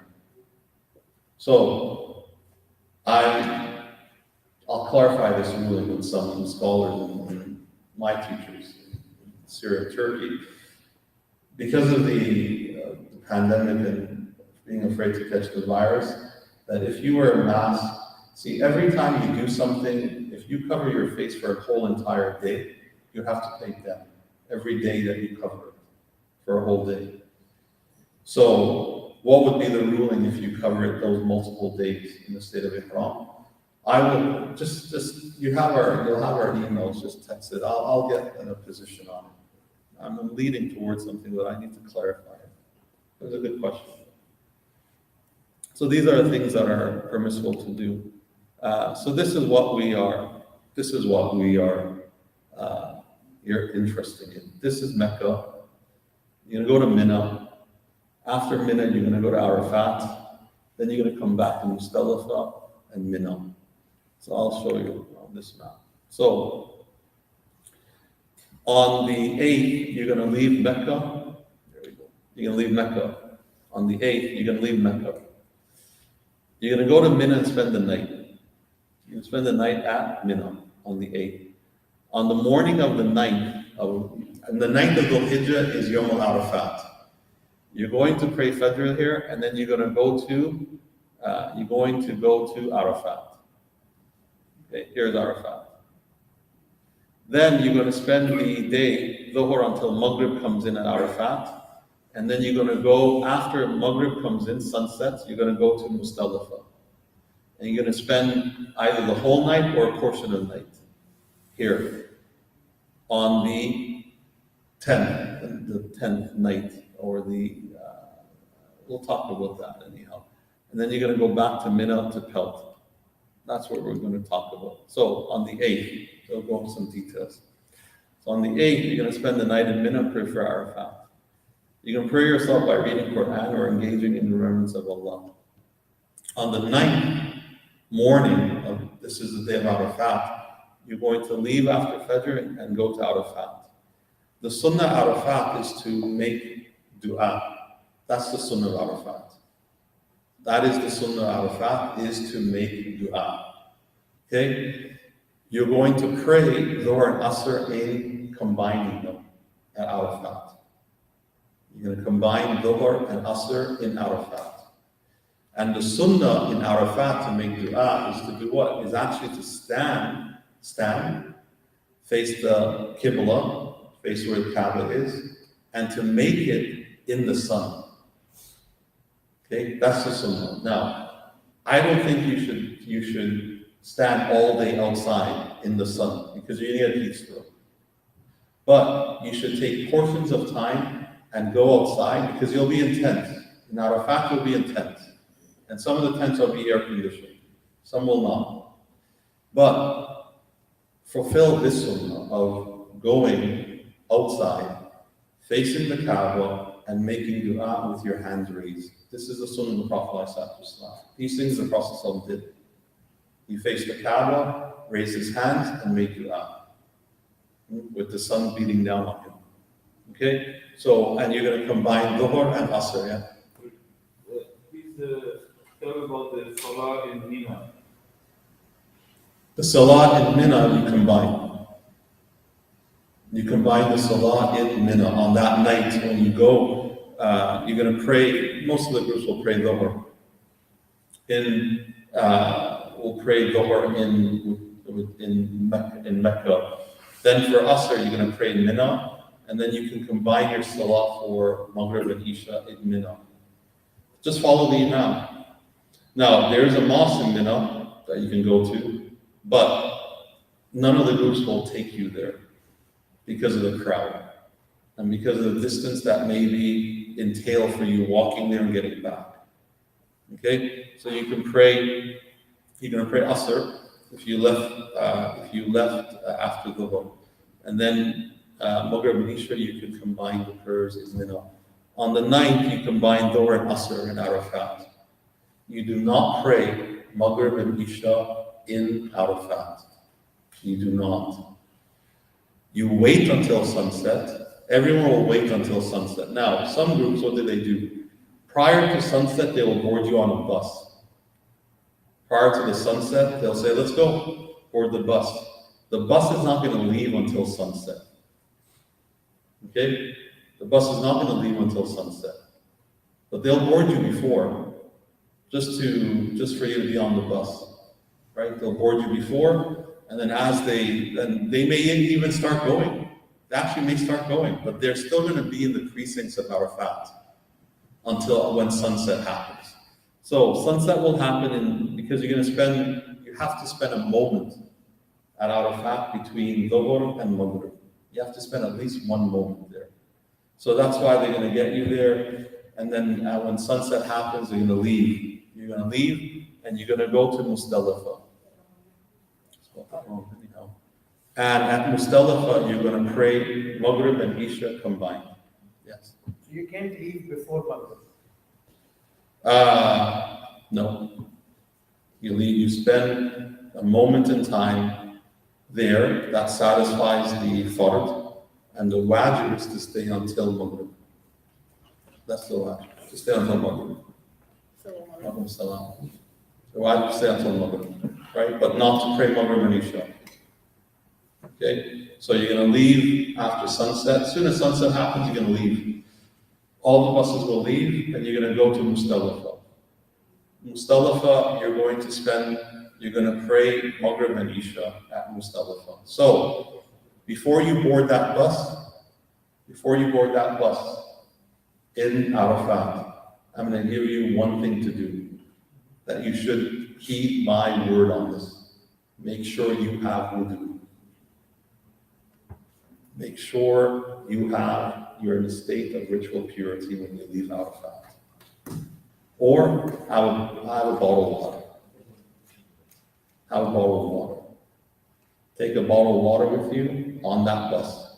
Your campsite, your groups will have water. Take a bottle of water. Because if you have to make wudu when you get to Muzdalifah, you will join 2 million other people that have to make wudu also. So you either leave Arafat with wudu and leave with a bottle of water. So if you break your wudu and you have to make it back, you have a bottle of water to perform wudu in. And that bottle of water that you have is more than what the Prophet used to use to perform wudu in.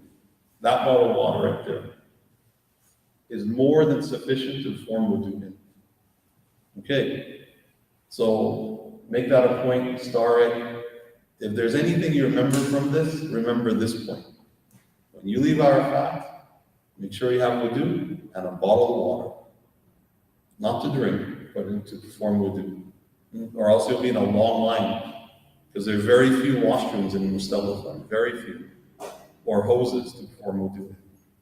So, in Muzdalifah, you're going to pray Maghrib and Isha. You're going to spend the night in Muzdalifah. There's different opinion on it. So, there is different opinion on it. So, and it's all because of the wording the Prophet ﷺ used in Muzdalifah. Okay? There's wordings that he used. So, there's a position that when you spend the night in Muzdalifah, right? Spending the night, that you have to actually stay in Muzdalifah. You have to be muqim. What does it mean to spend a time in some place? What does that mean? What it means to Imam Malik is that you take your stuff that you have and you drop it on the ground. That's what it means. Because anytime you drop your stuff that you have on the ground, becomes what? It means that you've taken up residence there, right? If you haven't, that means that you're still traveling. So you'll see people who will come, North Africans, they'll walk to Arafat they'll walk to Muzdalifah from Arafat. They'll drop their load down, they'll wait a couple of minutes, they'll pick it back up, and then they'll march and they'll go right back. They'll go to Mina. That to them is wukuf bil Muzdalifah. For them, in the position of Imam Malik, that's wukuf. They've now stayed in Muzdalifah because they have dropped their load, their possessions. Imam Shafi and Imam Ahmad bin Hanbal says that wukuf means that you spend most of the night there, most of the night.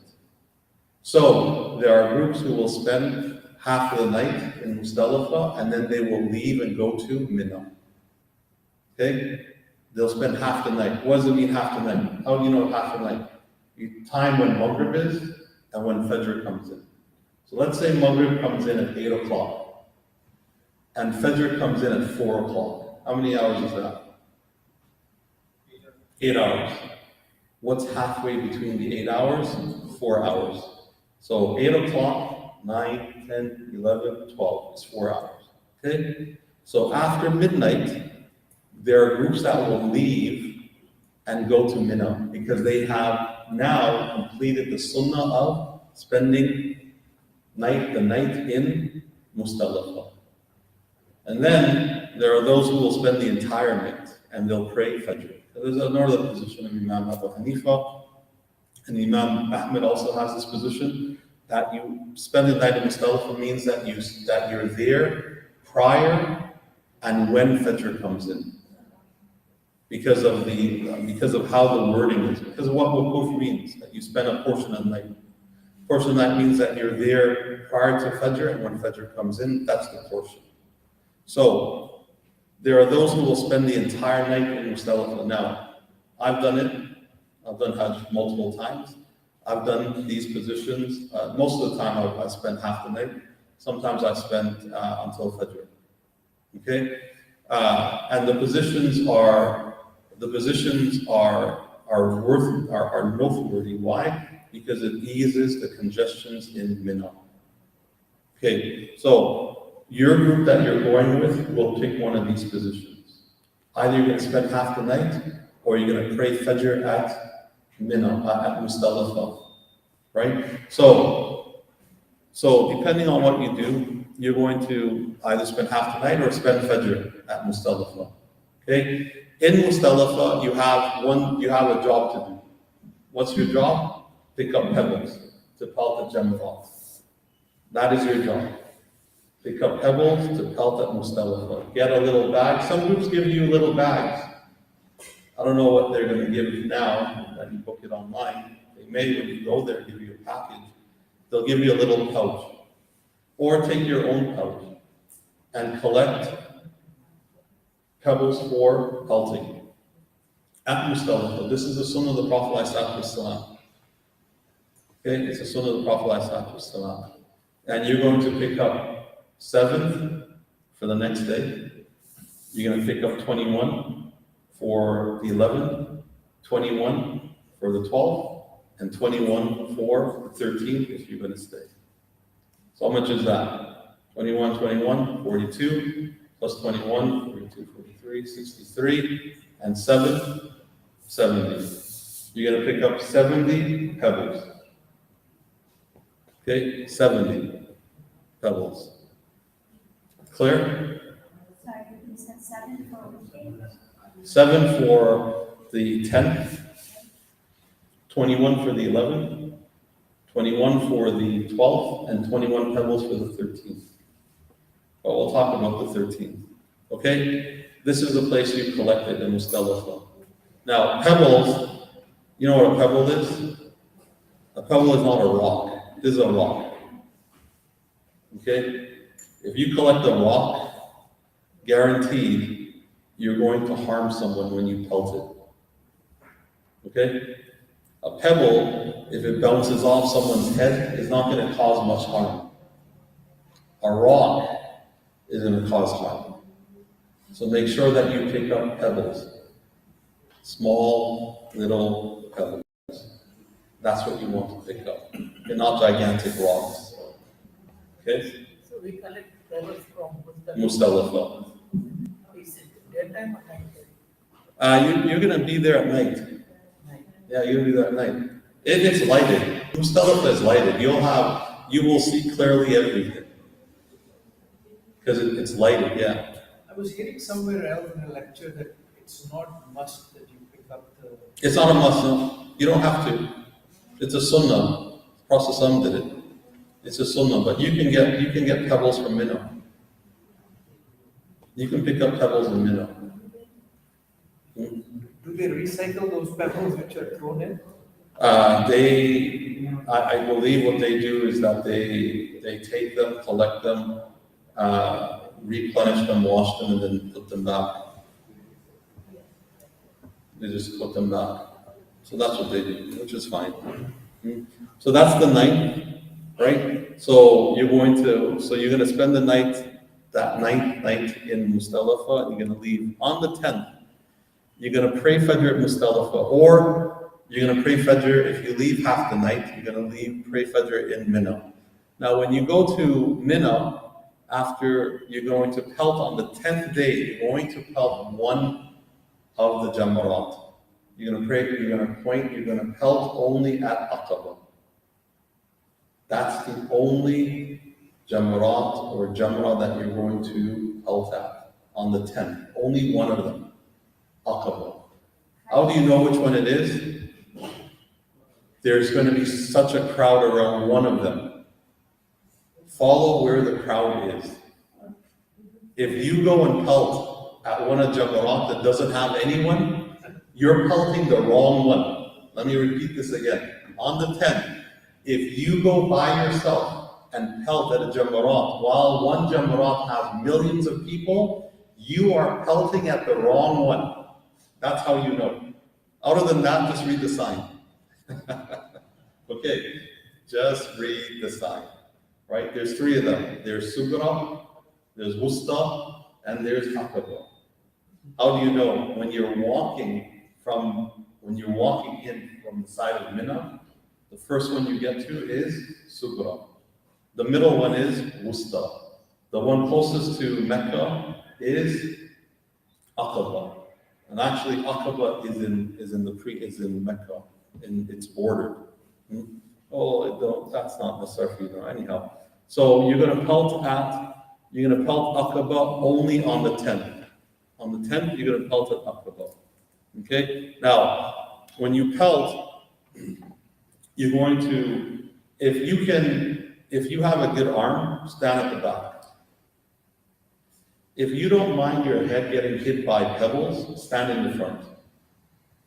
Okay? If you don't mind pebbles hitting your head, stand in the front. If you mind getting hit by a pebble, stand in the back. The point is that you throw the rock, you throw the pebble towards the wall.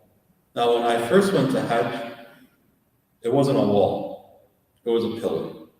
There was a thin pillar. Now it's a wall, they've extended it, alhamdulillah, right? So you have lots of space to go and pelt, right? So when you pelt, you're going to pelt with your, this is sunnah too, you're going to pelt with your right shoulder to Mina and your left shoulder to Mecca. Right shoulder to Mina, left shoulder to Mecca, right? And you're going to pelt, and as you pelt, you're going to say Takbir, Allahu Akbar. You're going to pelt it. And you pelt second one, Allahu Akbar, third one, Allahu Akbar, fourth, Allahu Akbar. You do not have to see that it's hitting the wall. Because so many people, how are you going to, the pebble is small, and there'll be so many people pelting, you won't know. As long as you're pelting towards the direction, it's fine. Okay? So, you're going to pelt 7. When you pelt at Aqaba on the 10th, you're just going to then leave. Okay, you're going to leave, right? After Fajr, on that 10th, because you're doing tamattu, which necessitates a dam, a sacrifice of an animal. On the 10th of Dhul Hijjah, they're going to sacrifice those animals for you. The company that or the group you're going with are going to make the sacrifice then, after Eid prayer in the Haram, or wherever the slaughterers are praying, they're going to go right then and they're going to sacrifice for you. So after you pelted, after sunrise, they're going to sacrifice. Then you're going to shave or you're going to trim your hair after pelting Aqaba. And there's barbers there in Mina, lots of barbers, right? So, as Sheikh Imran said, if you perform Umrah and you trim your hair, at this point in time after pelting, you can trim it again or shave it. Now, for those brothers who are blessed without any hair, alhamdulillah, it's a blessing, right? If you're blessed without any hair, right, and you're saving on shampoo and combs and all that stuff, alhamdulillah, that's a blessing, okay? So what do? What you do is this. You take a razor and you do this. That's all. You just do this. You're not removing anything. You're just doing this. But you're doing the action of it, and it satisfies coming out of the lesser ihram. Okay? If you've shaven your head at ihram, after umrah, you can do the same thing too. You can shave your head at umrah, and then when you're coming to do this at Hajj time, do the same thing. You just lather up, and then you run the razor through your head again. And it satisfies this condition. But you have to run it through your head. Okay? You have to run it through your head. Okay? Yeah. We have to cut our hair again, women? Yeah, the women will have to. Yeah. So you gather your hair together, and then you snip an inch off. So when you gather your hair, if it's not all your hair, it doesn't matter? Doesn't matter, you just gather it together, and you snip it. Yeah. Do you do it yourself, or someone has to do it? Someone should do it for you. It's a safer position. You have to shave or you can trim. You can trim too, yeah. Trimming or shaving is permissible. Yeah. Can you trim? Yeah, you can trim. Yeah. Should they do this themselves or somebody other than There's a different opinion on it. It's better to have someone else do it for you, who's outside the state of Ihram, like the barbers who are there. And once one person does it, then other people can do it because they're outside the state of Ihram. Okay? So, now, when you finish pelting and shaving your head or trimming it, you're out of the state of lesser Ihram. Everything is permissible except one thing. Everything is permissible. So you can wash your hands with soap, you can change off, the brothers can change off, they can wear a hat, you can put oil, you can put itter on, and so on and so forth. One thing you cannot do. That one thing is having a relationship with your spouse.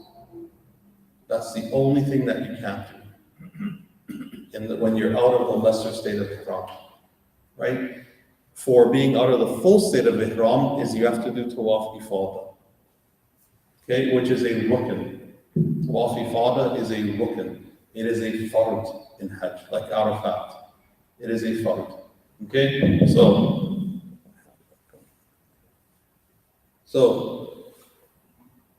after you finished doing the pelting in Aqaba on the 10th, and you finish shaving, you change your clothing. You can do Tawaf Ifadah now, but you have to go to Mecca, right? Tawaf Ifadah can be done now or any of the next 3 days, okay? Any day, you can do it then, or you can do it any of the 3 days that from the 11, 12, 13, the Ayyam Tashriq, okay? So, you can do Tawaf Ifadah then, so let me go down now. What to do on the 10th, 11th, 12th, and 13th. Now, these are called the days of Tashriq. The days of Tashriq are called the days of Tashriq because of the word Sharaqa, meaning that the sunlight or beams coming up, right?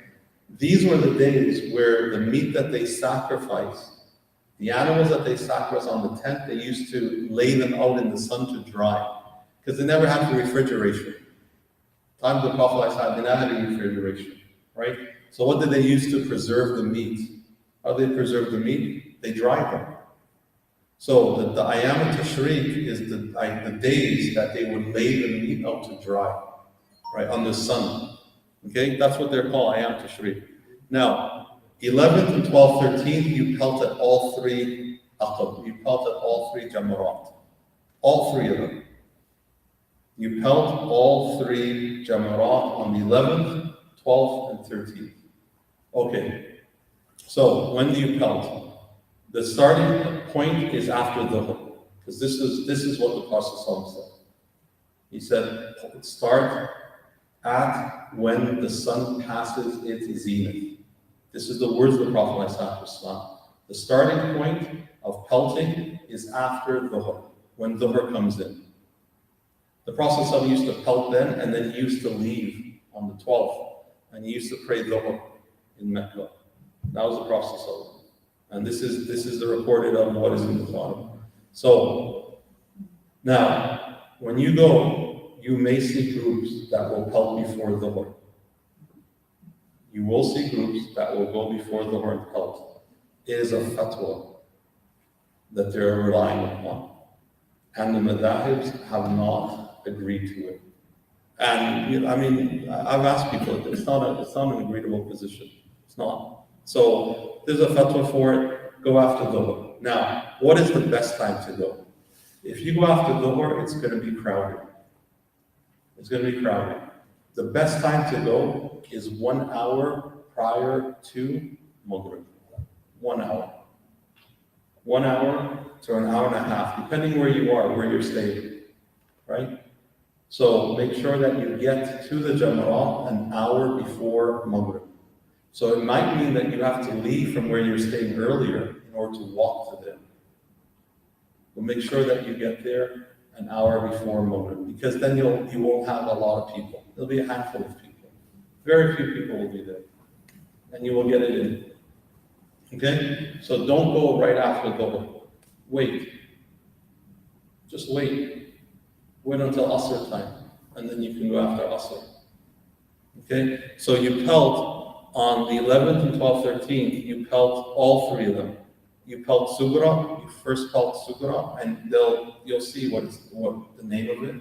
Then you pelt the middle one, Wusta, and the same thing. So after you pelt Sugra, you face right shoulder to Mina, left shoulder to Mecca.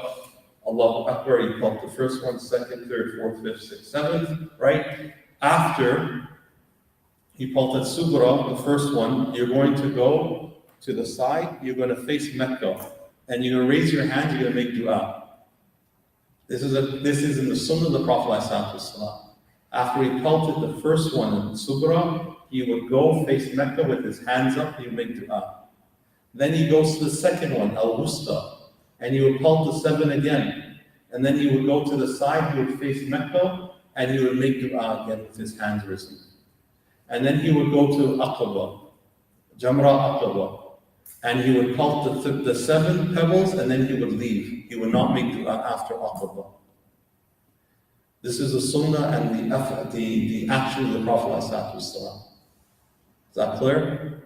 So on the 11th and 12th, 13th, you pelt Sugra, Wusta. After those 2, you make dua facing the Kaaba, facing the Qibla to Mecca, right? On the 3rd one, Aqaba, you don't make dua, you just leave. And you go back to your tent in Mina. So this is the 11th, 12th, and 13th. Now, we covered this, what you say, right? Covered all this. Okay. So, pelting on the 11th and 12th. The 13th is an optional day of pelting. Okay, the 3rd day of pelting is an optional day. It's optional if you leave Mina before Maghrib on the 12th. Okay? You don't have to pelt on the 13th day.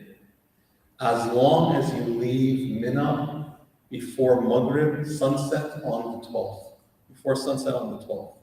So there are groups who after you pelt on the 12th day, they will board you on a bus and take you to where you're going. Either Mecca or they'll take you to Medina, whatever. Okay? Or they'll take you to Mecca to do Tawaf Wida, and then they'll take you to Medina. I've done this with groups before.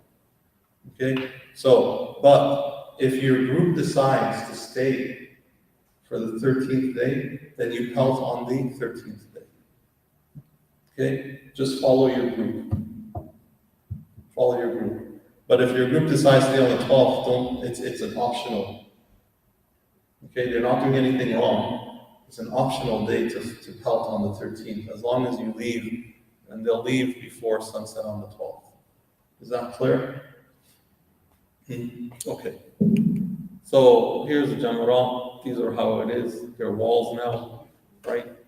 There's levels too now, right? There's 3 levels that you can go to. This is Al-Ula or Al-Sugra, right here. Sugra. This is Mina here. Over here is Mina. Over here, towards here is Mecca. Okay? So you have Ula, you have Wusta, and you have Aqaba. This is the up level, and this is the bottom level. There's a level below this. Okay? So there's 3 levels of Jamarat. And then there's farewell Tawaf. So, to the end here. So,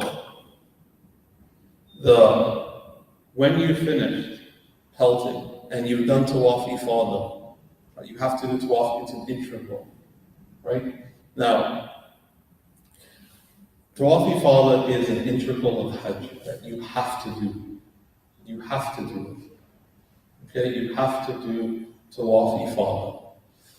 For women who may experience their monthly cycles or their menstrual cycles in that month, they have to time it correctly in order to do Tawaf Ifada. Because the overwhelming majority of the ulama, all of them, that say it's an integral that cannot be made up with a sacrifice of an animal. So one has to perform Tawaf Ifada.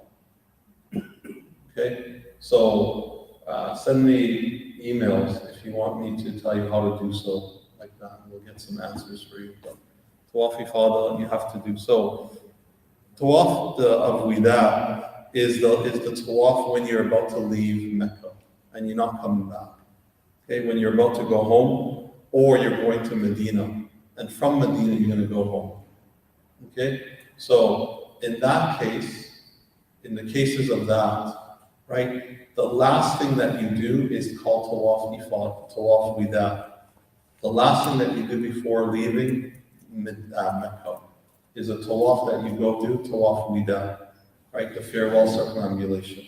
and you go and you perform the 7 shout, the 7 circumambulation in the Kaaba, and then you board your bus and you leave. It's the last thing that you do. So after you do Tawaf Ifadah, you don't shop, you don't go to the mall, you don't do, anything else like that, and so on and so forth. You get your stuff, you board the bus, and you leave Mecca. Because it should be the last thing that you do. Okay? And after you perform Tawaf Ifadah, you make dua that Allah subhanahu wa ta'ala takes you back home safely, and that Allah subhanahu wa ta'ala, invites you again. That is the end of the Hajj presentation. There's another slide, Dr. Yasser is here, about staying healthy. He'll give you the advice, but, be hydrated because it's hot. I'll give you some advice because things that happen to me. Stay hydrated, number 1. Stay hydrated. Number 2, eat modestly. Do not eat oily foods, do not eat sugary foods. That's number 2. Number 3, stay out of the sun as much as you can, even if you have to take an umbrella, or else you're going to get heat stroke. Stay out of the sun a lot. And number 3, eat foods that build your immunity, like yogurt. Arif has gone with me for Hajj. What do I eat in the morning? Yogurt, that's it. Yogurt and oranges, that's it.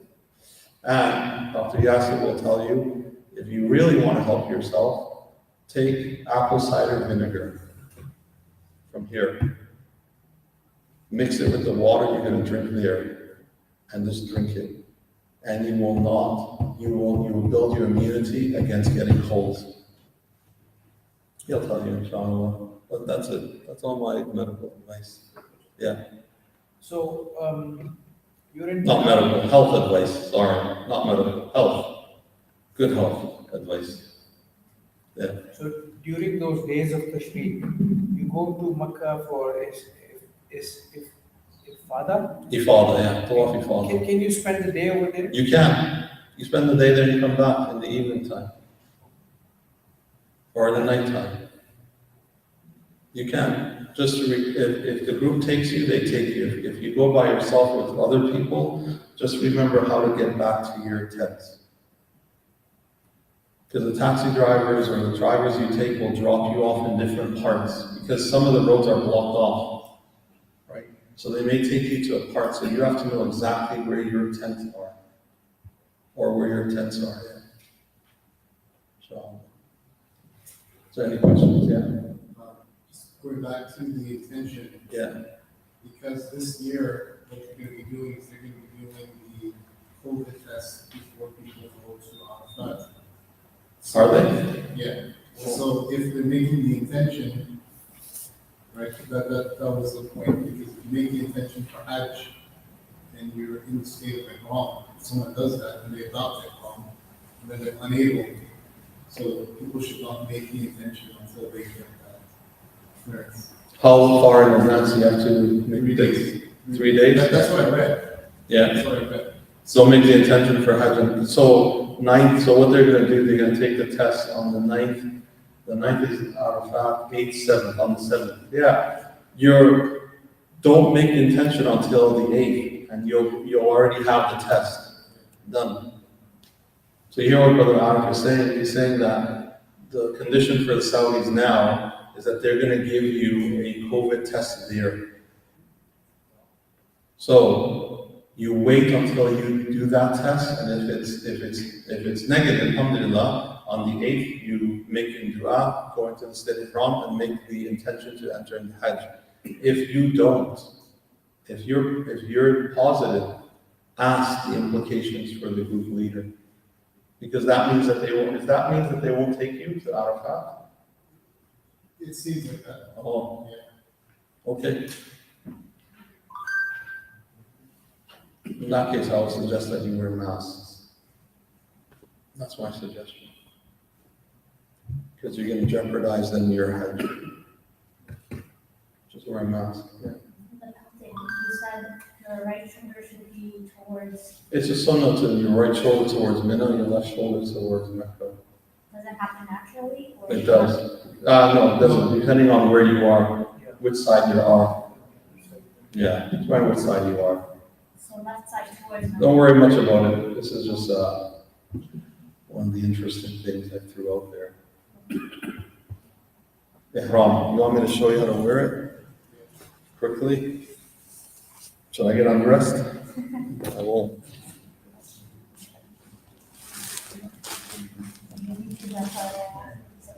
Okay. It's only for the men. Put one of these on for a long time. Okay, so this is what you're gonna do. So the most important thing, because you want to walk. So when you put on the ihram, you want to stand far apart your legs, right? Because what's gonna happen, I'll show you. I'll show you this first. Let me stand with my feet together, okay? And I'll tie it.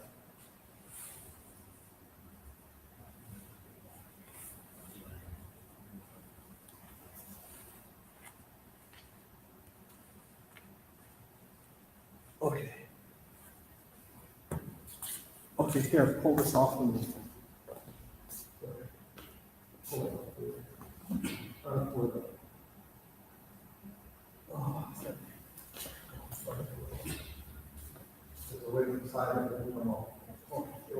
Okay, so I tie with my foot together, so look what happens.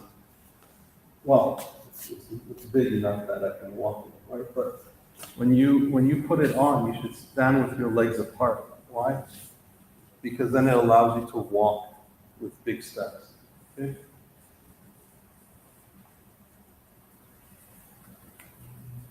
And then you just fold it down. And if you fold it down correctly, then it's not coming off anywhere. Okay? Okay.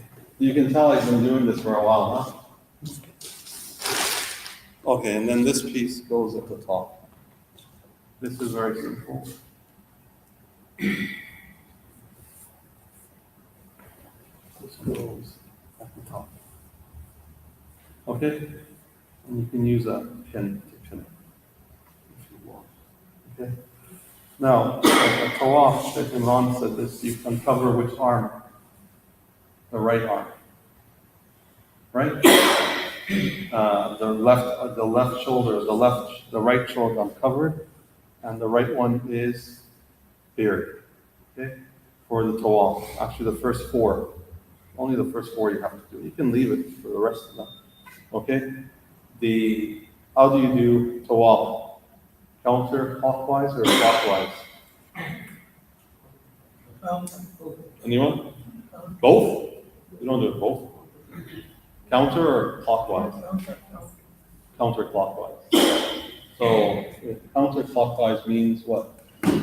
Your left shoulder is always facing Kaaba. Your right shoulder is always facing away from it. Okay? That is the condition for tawaf. Condition for tawaf. So, the condition for tawaf is that your left shoulder is always towards the Kaaba. Okay. So, when you go around the Kaaba, make sure your left shoulder is always facing the Kaaba. So you're going to walk around it with your left shoulder towards it. So what you want to avoid is doing this. Show what you want to avoid. Because some scholars of the past have said this voids that portion of the tawaf is doing this. And when you do that is when you want to change from a crowded area to another area. So if you're going to change, if people are in front of you slowing down and you want to change going in and out, all you do is this. You just walk out. But you don't turn to face out, nor do you turn to face in. Okay, so you don't do this. If you want to go there, you don't do this. Because what's facing the Kaaba? Like that. Okay? Similarly, if you want to go in, you don't do this. What's facing the Kaaba? Your chest. So you want to make movements that are lateral. So if you want to go out, you're going to move out like this. My shoulder's still facing the Kaaba, but I'm making lateral movements towards it. Is that clear? Okay. Any other questions? Any other questions? Okay. Anyhow, Jazakallah khairan. barakallahu fikum. May Allah subhanahu wa ta'ala grant you a successful Hajj. May Allah subhanahu wa ta'ala keep you safe and sound, give you great well-being and good health. May Allah subhanahu wa ta'ala make it easy for you and accept all of your du'as and all of your Hajj. Please include me in your du'as, inshallah ta'ala. If you have any questions, you can always, I have to run actually. So if you have any questions, you can email either myself or Sheikh.Imran, and we'll happy to answer. If you don't know the answer, then we'll try to find the answer for you, inshallah. Yeah. Now, when you have the duties of ground tied on you, where do you keep your money? If you're going with your wife, have your wife keep it on a belt inside of her. If you go by yourself, buy a money belt. That's right. Yeah, buy a money belt. How about the shoulder bag? Yeah, you can wear a shoulder bag too, but that shoulder bag can, let's face it, there are people who go there with other reasons besides going to Hajj, right? So your shoulder bag can be easily snapped, cut, taken, all that, right? So for money, give it to either wear a money belt or give it to, if you're going with your spouse or daughter or mother, give it to them to wear on an internal pouch. Right? They can have an internal pouch that they can wear.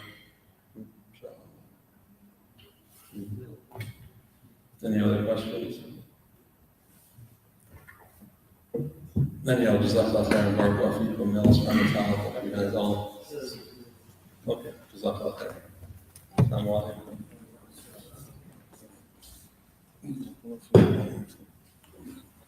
Jazakumullahu khair wa jazaa Sheikh Zahir, and we're very grateful for him taking the time and also for making himself available. If you have any questions for those who are here, those who joined us virtually, please do not hesitate. We're going to keep this ongoing, depending on your interests and the needs that you may have, that we'll be able to provide answers for you, inshallah ta'ala. If we can take a 2 minutes break, and then we're going to have Dr. Shakur, who's going to take us through some medical advice while we're on the trip, inshallah.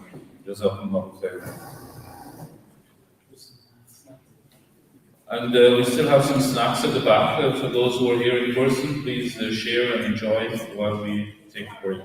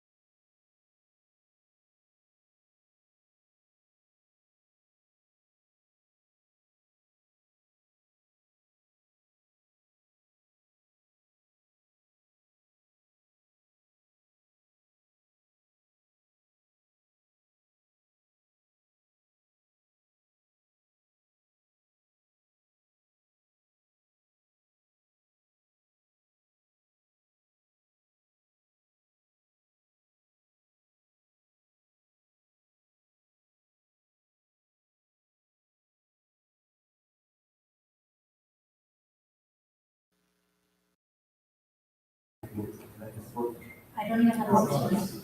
I just got approval. Sorry, we'd like to start, please. Can you continue eating? But we want to continue a very fruitful session with the Hajj seminar, and I think that this part is extremely vital since we're there away from home and loved ones, and our health is extremely important, especially for some of us who at times may need to travel with medication and may need medical guidance. We were fortunate to have with us Dr. Shakur, who is no stranger to our community and the masjid, and we're grateful for him taking the time to join with us to highlight the importance of the medical aspect of our journey. So with that, I can ask Dr. Shakur, Bismillah. السلام عليكم ورحمة الله وبركاته. أعوذ بالله من الشيطان الرجيم. بسم الله الرحمن الرحيم. الحمد لله وأفضل الصلاة والتسليم على سيدنا محمد وآله وصحبه.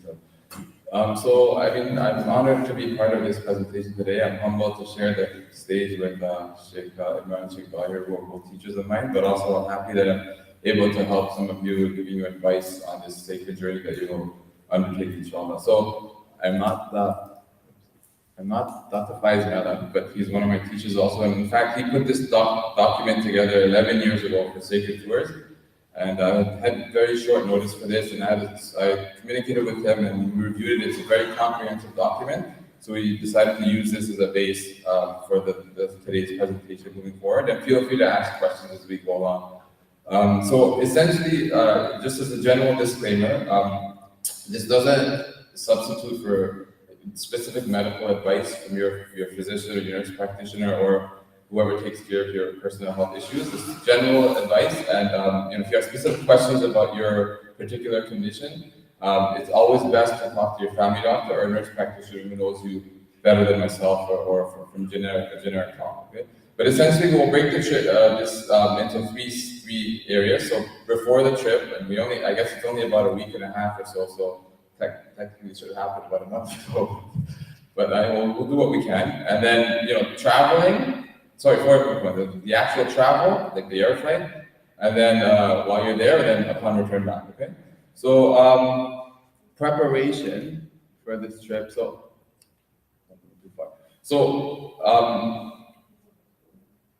first and foremost, again, the most important part of this trip is, what you heard for the past 2.5 hours. It's the spiritual aspect, right? I'm here because we want to advise you on the physical side of things, so that you can be able to maximize the spiritual benefit that you derive from this trip. This is one of the 5 pillars that's probably the most taxing out of the 5. So being in good condition as best as you can moving forward, that will help facilitate you maximizing the benefit from your trip.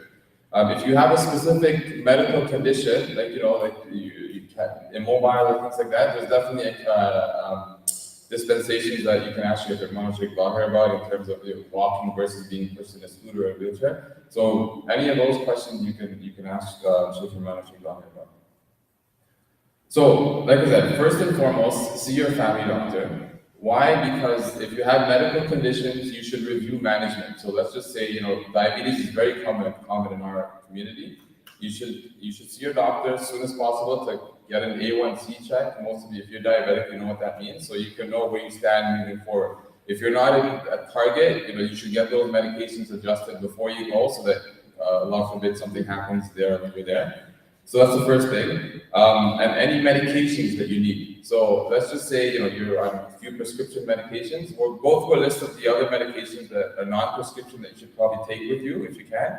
But in terms of prescription medications, I'm not sure how it is now, especially with the changes of how you have access to a physician or someone to renew your medications there. So make sure you have, I think they allow you a month's supply, is that right, Alex? A month, 30 days supply of prescription medications to bring in. So I would definitely have that much if you can. understanding that your stay is probably going to be shorter than that. So have those, have them, I think they want them in the initial in the original package. If you have your bottles your meds in the bottles that are prescribed, that's best for you, so you don't have to answer unnecessary questions at immigration or if you get checked. And lastly, physical conditioning. So this is a big deal, right? Hajj, like I said, is the most taxing part of pillar of Islam. So I did a little bit of a calculation just for fun last night. So anybody want to guess how long, if you did tawaf on the main floor, let's just say midway in the mataf, how much you would be doing, how much walking you would be doing, kilometers? Any thoughts? Nobody? Shake your hand. You go there every year. On the top, the ground floor. Maybe a kilometer? So it's about 2 kilometers if you're in the middle. So not very close to the Kaaba, not the very extreme end. So if you make it onto the tawaf in Hajj, which is probably very difficult, you do 2 kilometers, right? And then that's seven tawaf. And if you add on to that sa'i, it's another 3.6 kilometers. So that's 5 kilometers that you're potentially doing in a day. And if you're not in shape, most of us don't walk much in this society. We're a very sedentary society. I live 6 minutes from here, and instead of riding my bike, I drove because time's of the essence. So it's important that we build our physical conditioning before we go. And then just remember that these are just the obligations, right? There are things that's going to happen that you may not have no control over. In 2007, when we went in the winter time, it was winter time, but we had to walk from Arafat to Muzdalifah. It was like 18 kilometers. I don't remember why we walked, but I think we volunteered to walk. No, Arafat didn't cancel the bus or anything, don't worry. But yeah, we walked 18 kilometers, right? I mean, so you wanna be able to have the reserve to handle unexpected issues or things that come up. So important physical conditions. So if you're not physically active, and if you have a medical condition, like for example, anything heart or lung related, you probably should talk to your doctor before you start anything strenuous. But the general rule of thumb is that you want to start 20 to 30 minutes of brisk walking per day if you haven't been told by your doctor or your specialist that you shouldn't be participating in strenuous physical activity. So the Canadian recommendations is about 30 minutes per day or 150 minutes per week, but because you're preparing for this trip, it makes more sense to do something daily and you build up, okay? And then if you have other issues, mechanical issues like joint problems and things like that, these might come out now, so you might be able to see your doctor about prescription medications or over-the-counter medications for arthritis pains and things like that. Any questions about that so far? I think we should go with the guideline is for walking, which is around 10,000 steps a day. Yeah. It's a good idea to do that. And one of the reasons people do a lot of the walking, like from Mina also, is sometimes it's faster than waiting for the bus. Yeah, I think that's why we did it that year. And we also wanted to visit this sheikh that was camping in a particular area. So those are the recommendations. The only caveat, like I said, is if you have a specific medical condition, like I said, heart or lung, where your doctor says you have to be very careful because you're taking on too much too quickly can result in health problems. Otherwise, you can start gradually walking. So that's it. And then the third component before we travel is vaccine requirements. So this is not updated, but the only change really here is as of a couple days ago, I checked the Saudi website. The only addition to this is the COVID vaccine. So the meningitis remains mandatory. If you had it in the last 3 years, it should be okay, or 5 years, depending on which one you had, the conjugate versus the polysaccharide. Tetanus, we should all have that regardless. It's every 10 years you should have your tetanus booster. If you haven't had it, it's probably time to get it. Hepatitis A and B is very highly recommended, just because you're at risk of, anytime you travel to parts of the world that are not developed, the risk of contamination from food and water, especially hepatitis A, it's high. So if you don't, it's too late to get all the entire series now, but you can start with the first shot, which will convey some protection. And there is a combination vaccine for those two. lastly, if you plan to travel elsewhere after Hajj, I'm not sure if that's even possible now, but there's other things you need to look into. For example, South Asia, Dr. Faiz had indicated that you need malaria shot. You probably need a yellow fever and typhoid vaccine also. And also the pneumonia vaccine. That's if someone's over 65, it's recommended that you have that just over for your general health anyways. Any questions about that? So the only addition to this would be the COVID vaccine, which I'm assuming most, if not all of us have had already. And the meningitis you'd have to check. So the other things. Meningitis is mandatory. It's managed for all of the world. So after later on today, I'll send Malari for the Saudi their health website where they have the vaccines. For us, thankfully, it's only meningitis and COVID vaccine. But other people coming from South Asia, for example, need to get like 6 different vaccines because of what's endemic there.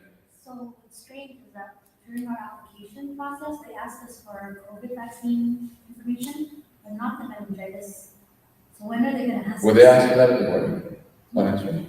Sorry? They used to ask you to provide it on entry. Okay. So I'm not sure what the procedure this year would be, but it's good to have a copy. Just yeah. I mean, safest thing is to have proof of it. So yeah. If you look at the document which is on the website of Ministry of Health, the meningitis is for, there is an appendix and there are all the countries mentioned. And Canada is not in there. So It's new then. Yeah, that's new because it says But all. everybody is saying get it. Yeah. So it said all travelers when I last looked, but maybe they've updated it into specific countries. When you arrive, there's possibility that you can ask you for that, depending on who you get as your immigration guard. But I know some people were asked about their meningitis in normal contact. They would ask. So it depends on which guard, how strict they are. Okay. Yeah. So the last thing I strongly recommend, if you're able to, is see a travel medical clinic. So I have a close colleague of mine who graduated the same time I did. He's a Muslim brother. He has a clinic in Ajax. I'll provide the contact information for you. The consult OHIP does not cover any travel-related expenses. So if you went to your family doctor for prescriptions, things like that, potentially they don't have to give it to you unless it's something you take regularly. The consult fee is usually 75, but I think for Hajj and Umrah he gives a discount. And he'll tell you about everything that you need beyond this. And he can also renew all your prescriptions. If you say you can't get into your family doctor, he'll renew your prescriptions for you and provide you with the other meds that we'll talk about in a bit. Okay? Any questions about that? So we can move on to the actual travel. That's how we talked about it. So this document, let's see if we can update it in real life and circulate it before you travel the shop. So this is probably the biggest. Well, now there's two things. I'm not sure what the masking policy is on airplanes anymore. Has it changed? Still mandatory?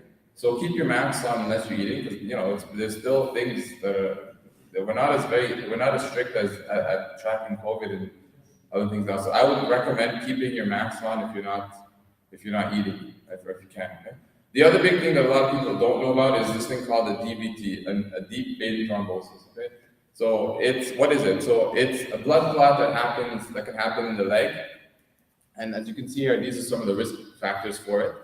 A big risk factor for this is prolonged immobility or travel. So what happens is as you sit for a long time, gravity causes blood to pool in the bottom, and it's harder to push back up to the heart. So over time, small extra amounts of blood will sit there, and if you have a risk factor, then it can clot, and then that in and of itself is not problematic, but when it's life-threatening is if that clot travels to the lungs and causes a pulmonary blockage. Okay? So, I mean, if you're young and healthy, it's generally not a bigger deal, but the recommendations are to do regular stretching while you're on the plane. Stand up if you can every couple of minutes. So when you stand up and you stretch your calf muscles, it helps with blood return to the heart, so that decreases the risk of that. Wear loose-fitting clothing. Try and drink. I think he has some. Drink lots of fluids. Wear loose-fitting clothing. The other thing that's been shown to be beneficial, and if you can get a prescription from your family doctor for this, or from Dr. Firmly if you go to his clinic, is compression stockings. So 20 to 30 millimeter mercury compression stockings have been shown to reduce the risk of developing a blood clot a DVT while traveling. Okay? And recommend this especially for the older, if you're over 65 and you're going. There is some, so I mean, this was recently discussed among the Muslim physicians. There is some evidence for using like a blood thinner, but I mean, you guys are really too close to the travel date to even to go into that. Any questions about this? It's not very well known amongst the general population. If you've had a DVT before, then for sure you should look into talking to your family doctor about every 1 to 2 hours. You should. So when you're sitting, you're not disturbing anyone if you just stretch your calf muscles. Okay, that doesn't bother anybody. If you just, I mean, you all know how to do it. Just clench your calf muscles because muscles help with blood return. But every 2 hours or so, you should stand up, unless you're sleeping, of course. Stand up. If you're in an aisle seat, walk up and down the aisles. Okay. Can we move on? Any other questions? We can move on. So the actual trip. So this, like I said, it's a taxing journey, and we're a sedentary community, right? I mean, we have to do our best to build up our physical fitness to perform the Hajj properly, and also when we're there, there are certain things you should do to keep yourself safe, right? So first and foremost, Dr. Sheikh Zahir said that we should try and keep a healthy immune system. There are several different, I guess you would call them natural health supplements that can help with that. They're very big on this apple cider vinegar thing, echinacea, probiotics, and I think organo oil. So those are all good. You can take the apple cider vinegar. I personally, use black seed oil every day, traveling or not traveling. So I would recommend you to do that. I had strong hadith about using black seed oil and use honey in addition to these things. Eat healthy. It's for a lot of us who don't have access to halal KFC and McDonald's and Al-Bayt and stuff. Here, we tend to want to enjoy the halal fast food there, but limit it. It should be every meal for you. And you heard what Sheikh Zahir when he eats at his breakfast. Go ahead. Sorry. Could we just make a mixture of apple cider vinegar, black seed oil, and honey, and just take it with us? I guess I should. If it's small enough, they shouldn't question you. Do you not like it? You just put it in the luggage? Yeah, I think so. That's fine. Yeah. Yeah, I don't know much about apple cider vinegar and how it interacts with black seed oil, but if you want to take them separately, that's fine too. Yeah. Yeah. So eating and drinking. So eat healthy as much as you can. Avoid the oily fast foods as much as you can. That doesn't mean to say you can't have them at all. And lots of fruits and vegetables. You get your natural antioxidants from fruits and vegetables. The problem there, though, is you have to be careful of what kinds of fruits and vegetables you get. So I wouldn't buy from street vendors, not to be discriminatory or anything, but coming from a developed country, our gut, our stomach does not have the protection, or we're not exposed to the bacteria that other parts of the world people are. So we get sick very easily. Most of you, if you travel to third world country, if you eat from a street vendor, you'll get sick, right? Because on fruits, water, and foods that are not cooked at high temperatures, they carry bacteria and other microbes that our gut is not accustomed to, right? So if you're going to eat fruits and vegetables, maybe from the hotel, wash it really well. Those would be the recommendation. No raw fruits, no raw vegetables from street vendors. Any questions about that? Avoid eating the skin of the fruit. Yeah, avoid eating the skin of the fruit. So if you can, like oranges and things like that, you wash them thoroughly, you can cut them open and eat the inside. That's a better option. And fluids. So we went, and the only time I've been to Hajj was in December, and it was hot. So you guys are going, if you're going, inshallah, you're going in the heat of the summer, right? It's going to be really hot. You can get dehydrated very easily. If you have medical conditions, that can put a strain. If you have heart issues or diabetes, that can put a strain on your heart and your kidneys. So it's very important that you're staying hydrated during the trip. Okay. The other recommendation too is that for times if you're sick or you have diarrhea, things like that, it's on the list at the end. But take a package of powdered Gatorade or Pedialyte, or what's the other one called? Electrolyte. So that comes in packages. That, for example, if you have diarrhea or you're sweating too much, you can just add that into clean bottled water, and that replaces some of your electrolytes that you would have lost from extreme sweating or diarrhea or something, or vomiting or something like that. Probiotics are also useful. There's some evidence for it. So you can also just capsules you can take to help keep the microbes in your stomach and your intestine healthy. We talked about this. So the thing is, most illnesses that people get are respiratory. Go ahead, sir. Yeah. You recommended not to get dehydrated, drink the water. Sorry, I didn't hear. You give the remedy not to get the dehydrated, drink the water. Drink water, drink Zamzam water. There's lots of electrolyte. If there is another alternative besides taking liquid, if you take too much liquid, you have to run to the washroom. Unfortunately, there isn't. But the caveat to that is that when you're sweating a lot, you're losing a lot of fluid from non-urinary sources. So it shouldn't have to go as much, right? So when you're sweating on a hot day, you're losing a lot of fluids from sweat alone. So you're not necessarily drinking in a lot more. It's not necessarily going to be having to go to the washroom a lot more. Yeah, but yeah, like I said, if you have access to Zamzam, that's also obviously the best drink to have if you're there. Someone was saying that you can take up to the smallest then though you don't have diarrhea, and that'll help you to not have to even go to the wash. Yeah, I mean, I don't know what the recommendations for that. It's not Pepto-Bismol is more of a soothing thing, so there's probably no harm in doing that. But probiotics are also going to help with that. To like stop you from having to go. Well, I mean, if you're not getting an infection, you shouldn't have to go, other than how much you normally go. But I would to take it ahead of time as a preventive measure. I'm not sure I would do that. I would, if anything, take the probiotics. If that would be helpful, just to build the immune system of the gut. What I would suggest though is that just these important things that, thankfully since COVID, we've all become a lot more aware of how people get infected, but very basic things. Our body has a couple of sources where most infections come in. Who can tell me what they are? The nose and the mouth, right? The average person brings their hand to their mouth about 15 times a minute, subconscious, unless you're doing something that distracts you, right? So most illnesses will come from our own hands, or from by putting something in our mouth or into our nose, right? Unless you have major skin breakdown. So if you remember those things, and now thankfully because of COVID, we're very vigilant in these things. We're doing a lot of sanitizing, things like that. Just remember those exact same things when you're there, right? So when you're going to eat, you may not have access to water, but there are sanitizers that are non-scented, right? That is approved for ihram, things like that. So you should be using those things on a regular basis so that you avoid contamination, right?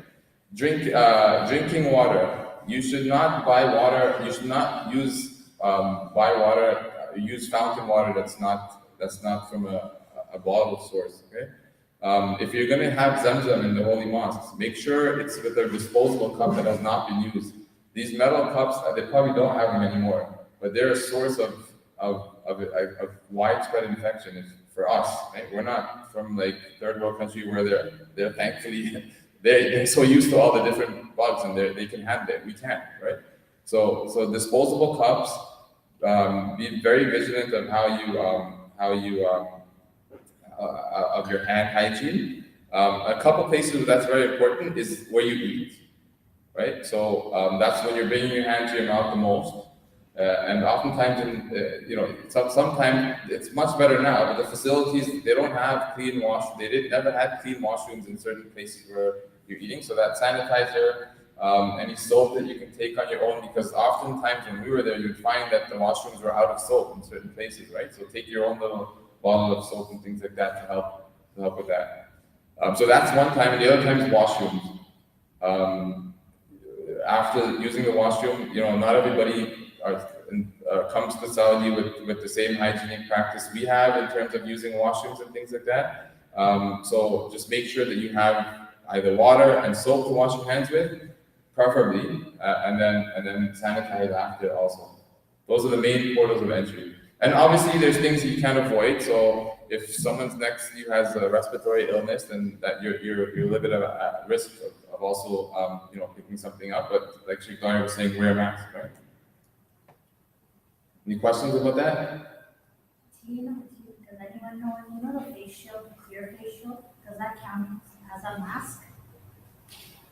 So You mean instead for of a wearing a bomb mask, or for protection? for a bomb. I don't know. Would they accept that? Mask if you wear the face shield. So you mean it's from a medical protective point of view or from an acceptability point of view? Oh, I don't know about that. From a medical point of view, it's not, doesn't confer the same protection? It does not No. There's no protection. No, there is, but it doesn't confer the same protection as a mask. Sheikh, do you know if that's a substitute? They're accepting that as a substitute for a mask? The question was asked earlier about having the mask for the part of the ihram, and Sheikh Darcy will confirm and send an email so we have an idea. Yeah, so a mask like that, so you're actually covering your face, you can't see the face, but with the shield, which is clear, would it be the same? I think we're probably going to get both information and send it. Alright. Yeah, I mean, hopefully they clarify that. But our recommendation is, to keep yourself safe so you're able to fulfill your Hajj, whatever you're allowed to do, I would do the maximum, right? So just to protect yourself. Remember, there's people coming from all over the world, right? Saudi will do a good job of ensuring that vaccines are up to date, things like that. But I mean, I shouldn't say this. Yeah, are you recording this? Yeah. You are.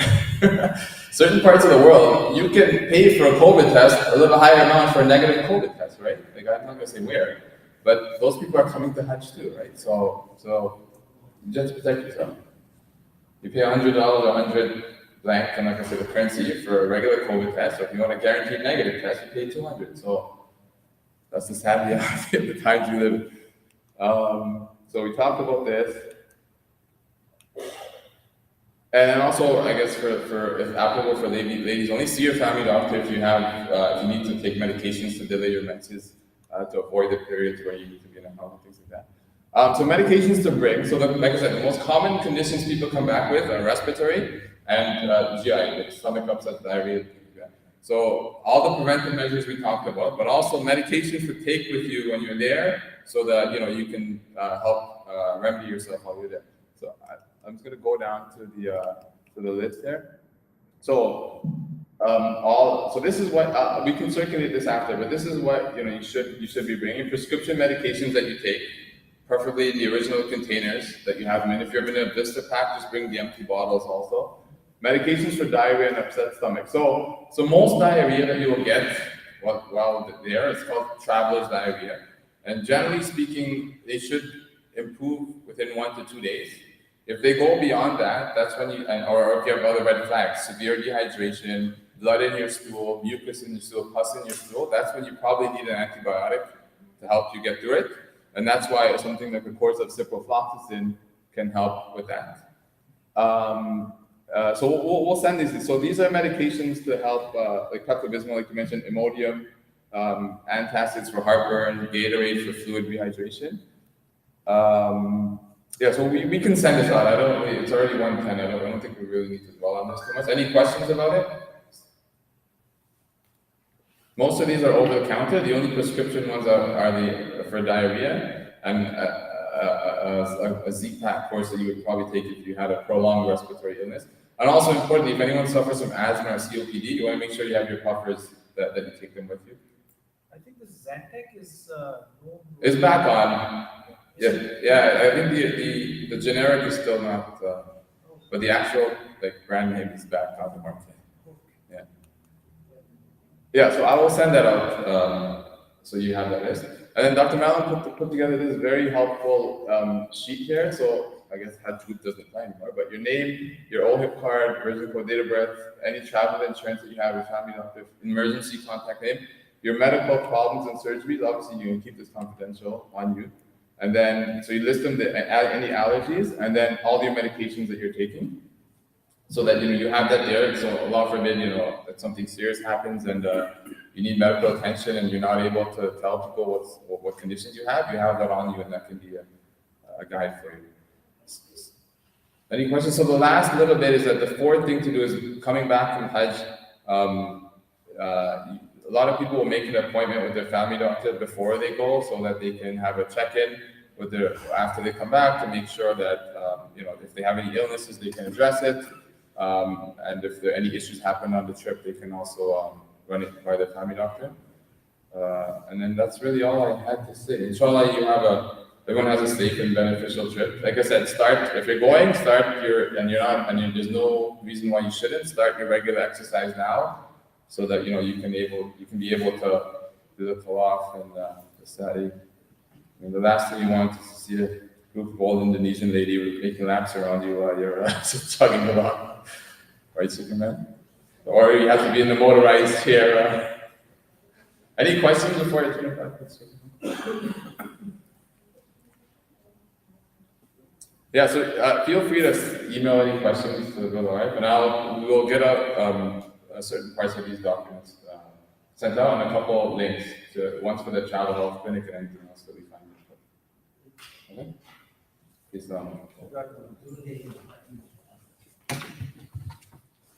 Jazakumullahu khairul jaza. My dear brothers and sisters, those of you who were able to join us in person, everyone online, on behalf of the executive and the members of the TARIC Islamic Center, Jazakumullahu khairul jaza. Thank you very much. For those of you who are here in person, for the brothers, and you are traveling or you made intentions to travel, please check with Brother Arif regarding Ihram. We would be able to help with Ihram for those who are in person here. And if you've joined us online and you need to connect with us regarding Ihram for brothers, please reach out and we'll be happy to assist in it if possible, inshallah. For those of you who can join with me, please join with me as we supplicate. Allahumma ameen. Allahumma anta salam wa minka salam. Tabarakta ya dhal jalali wal ikram. Wa barik ala sayyidina Muhammad sallallahu alayhi wa sallam ya rabbal alameen. سبحانك اللهم وبحمدك نشهد أن لا إله إلا أنت نستغفرك ونتوب إليك سبحان ربك رب العزة عما يصفون وسلام على المرسلين والحمد لله رب العالمين. Thank you all. Wassalamu alaikum wa rahmatullahi wa barakatuh.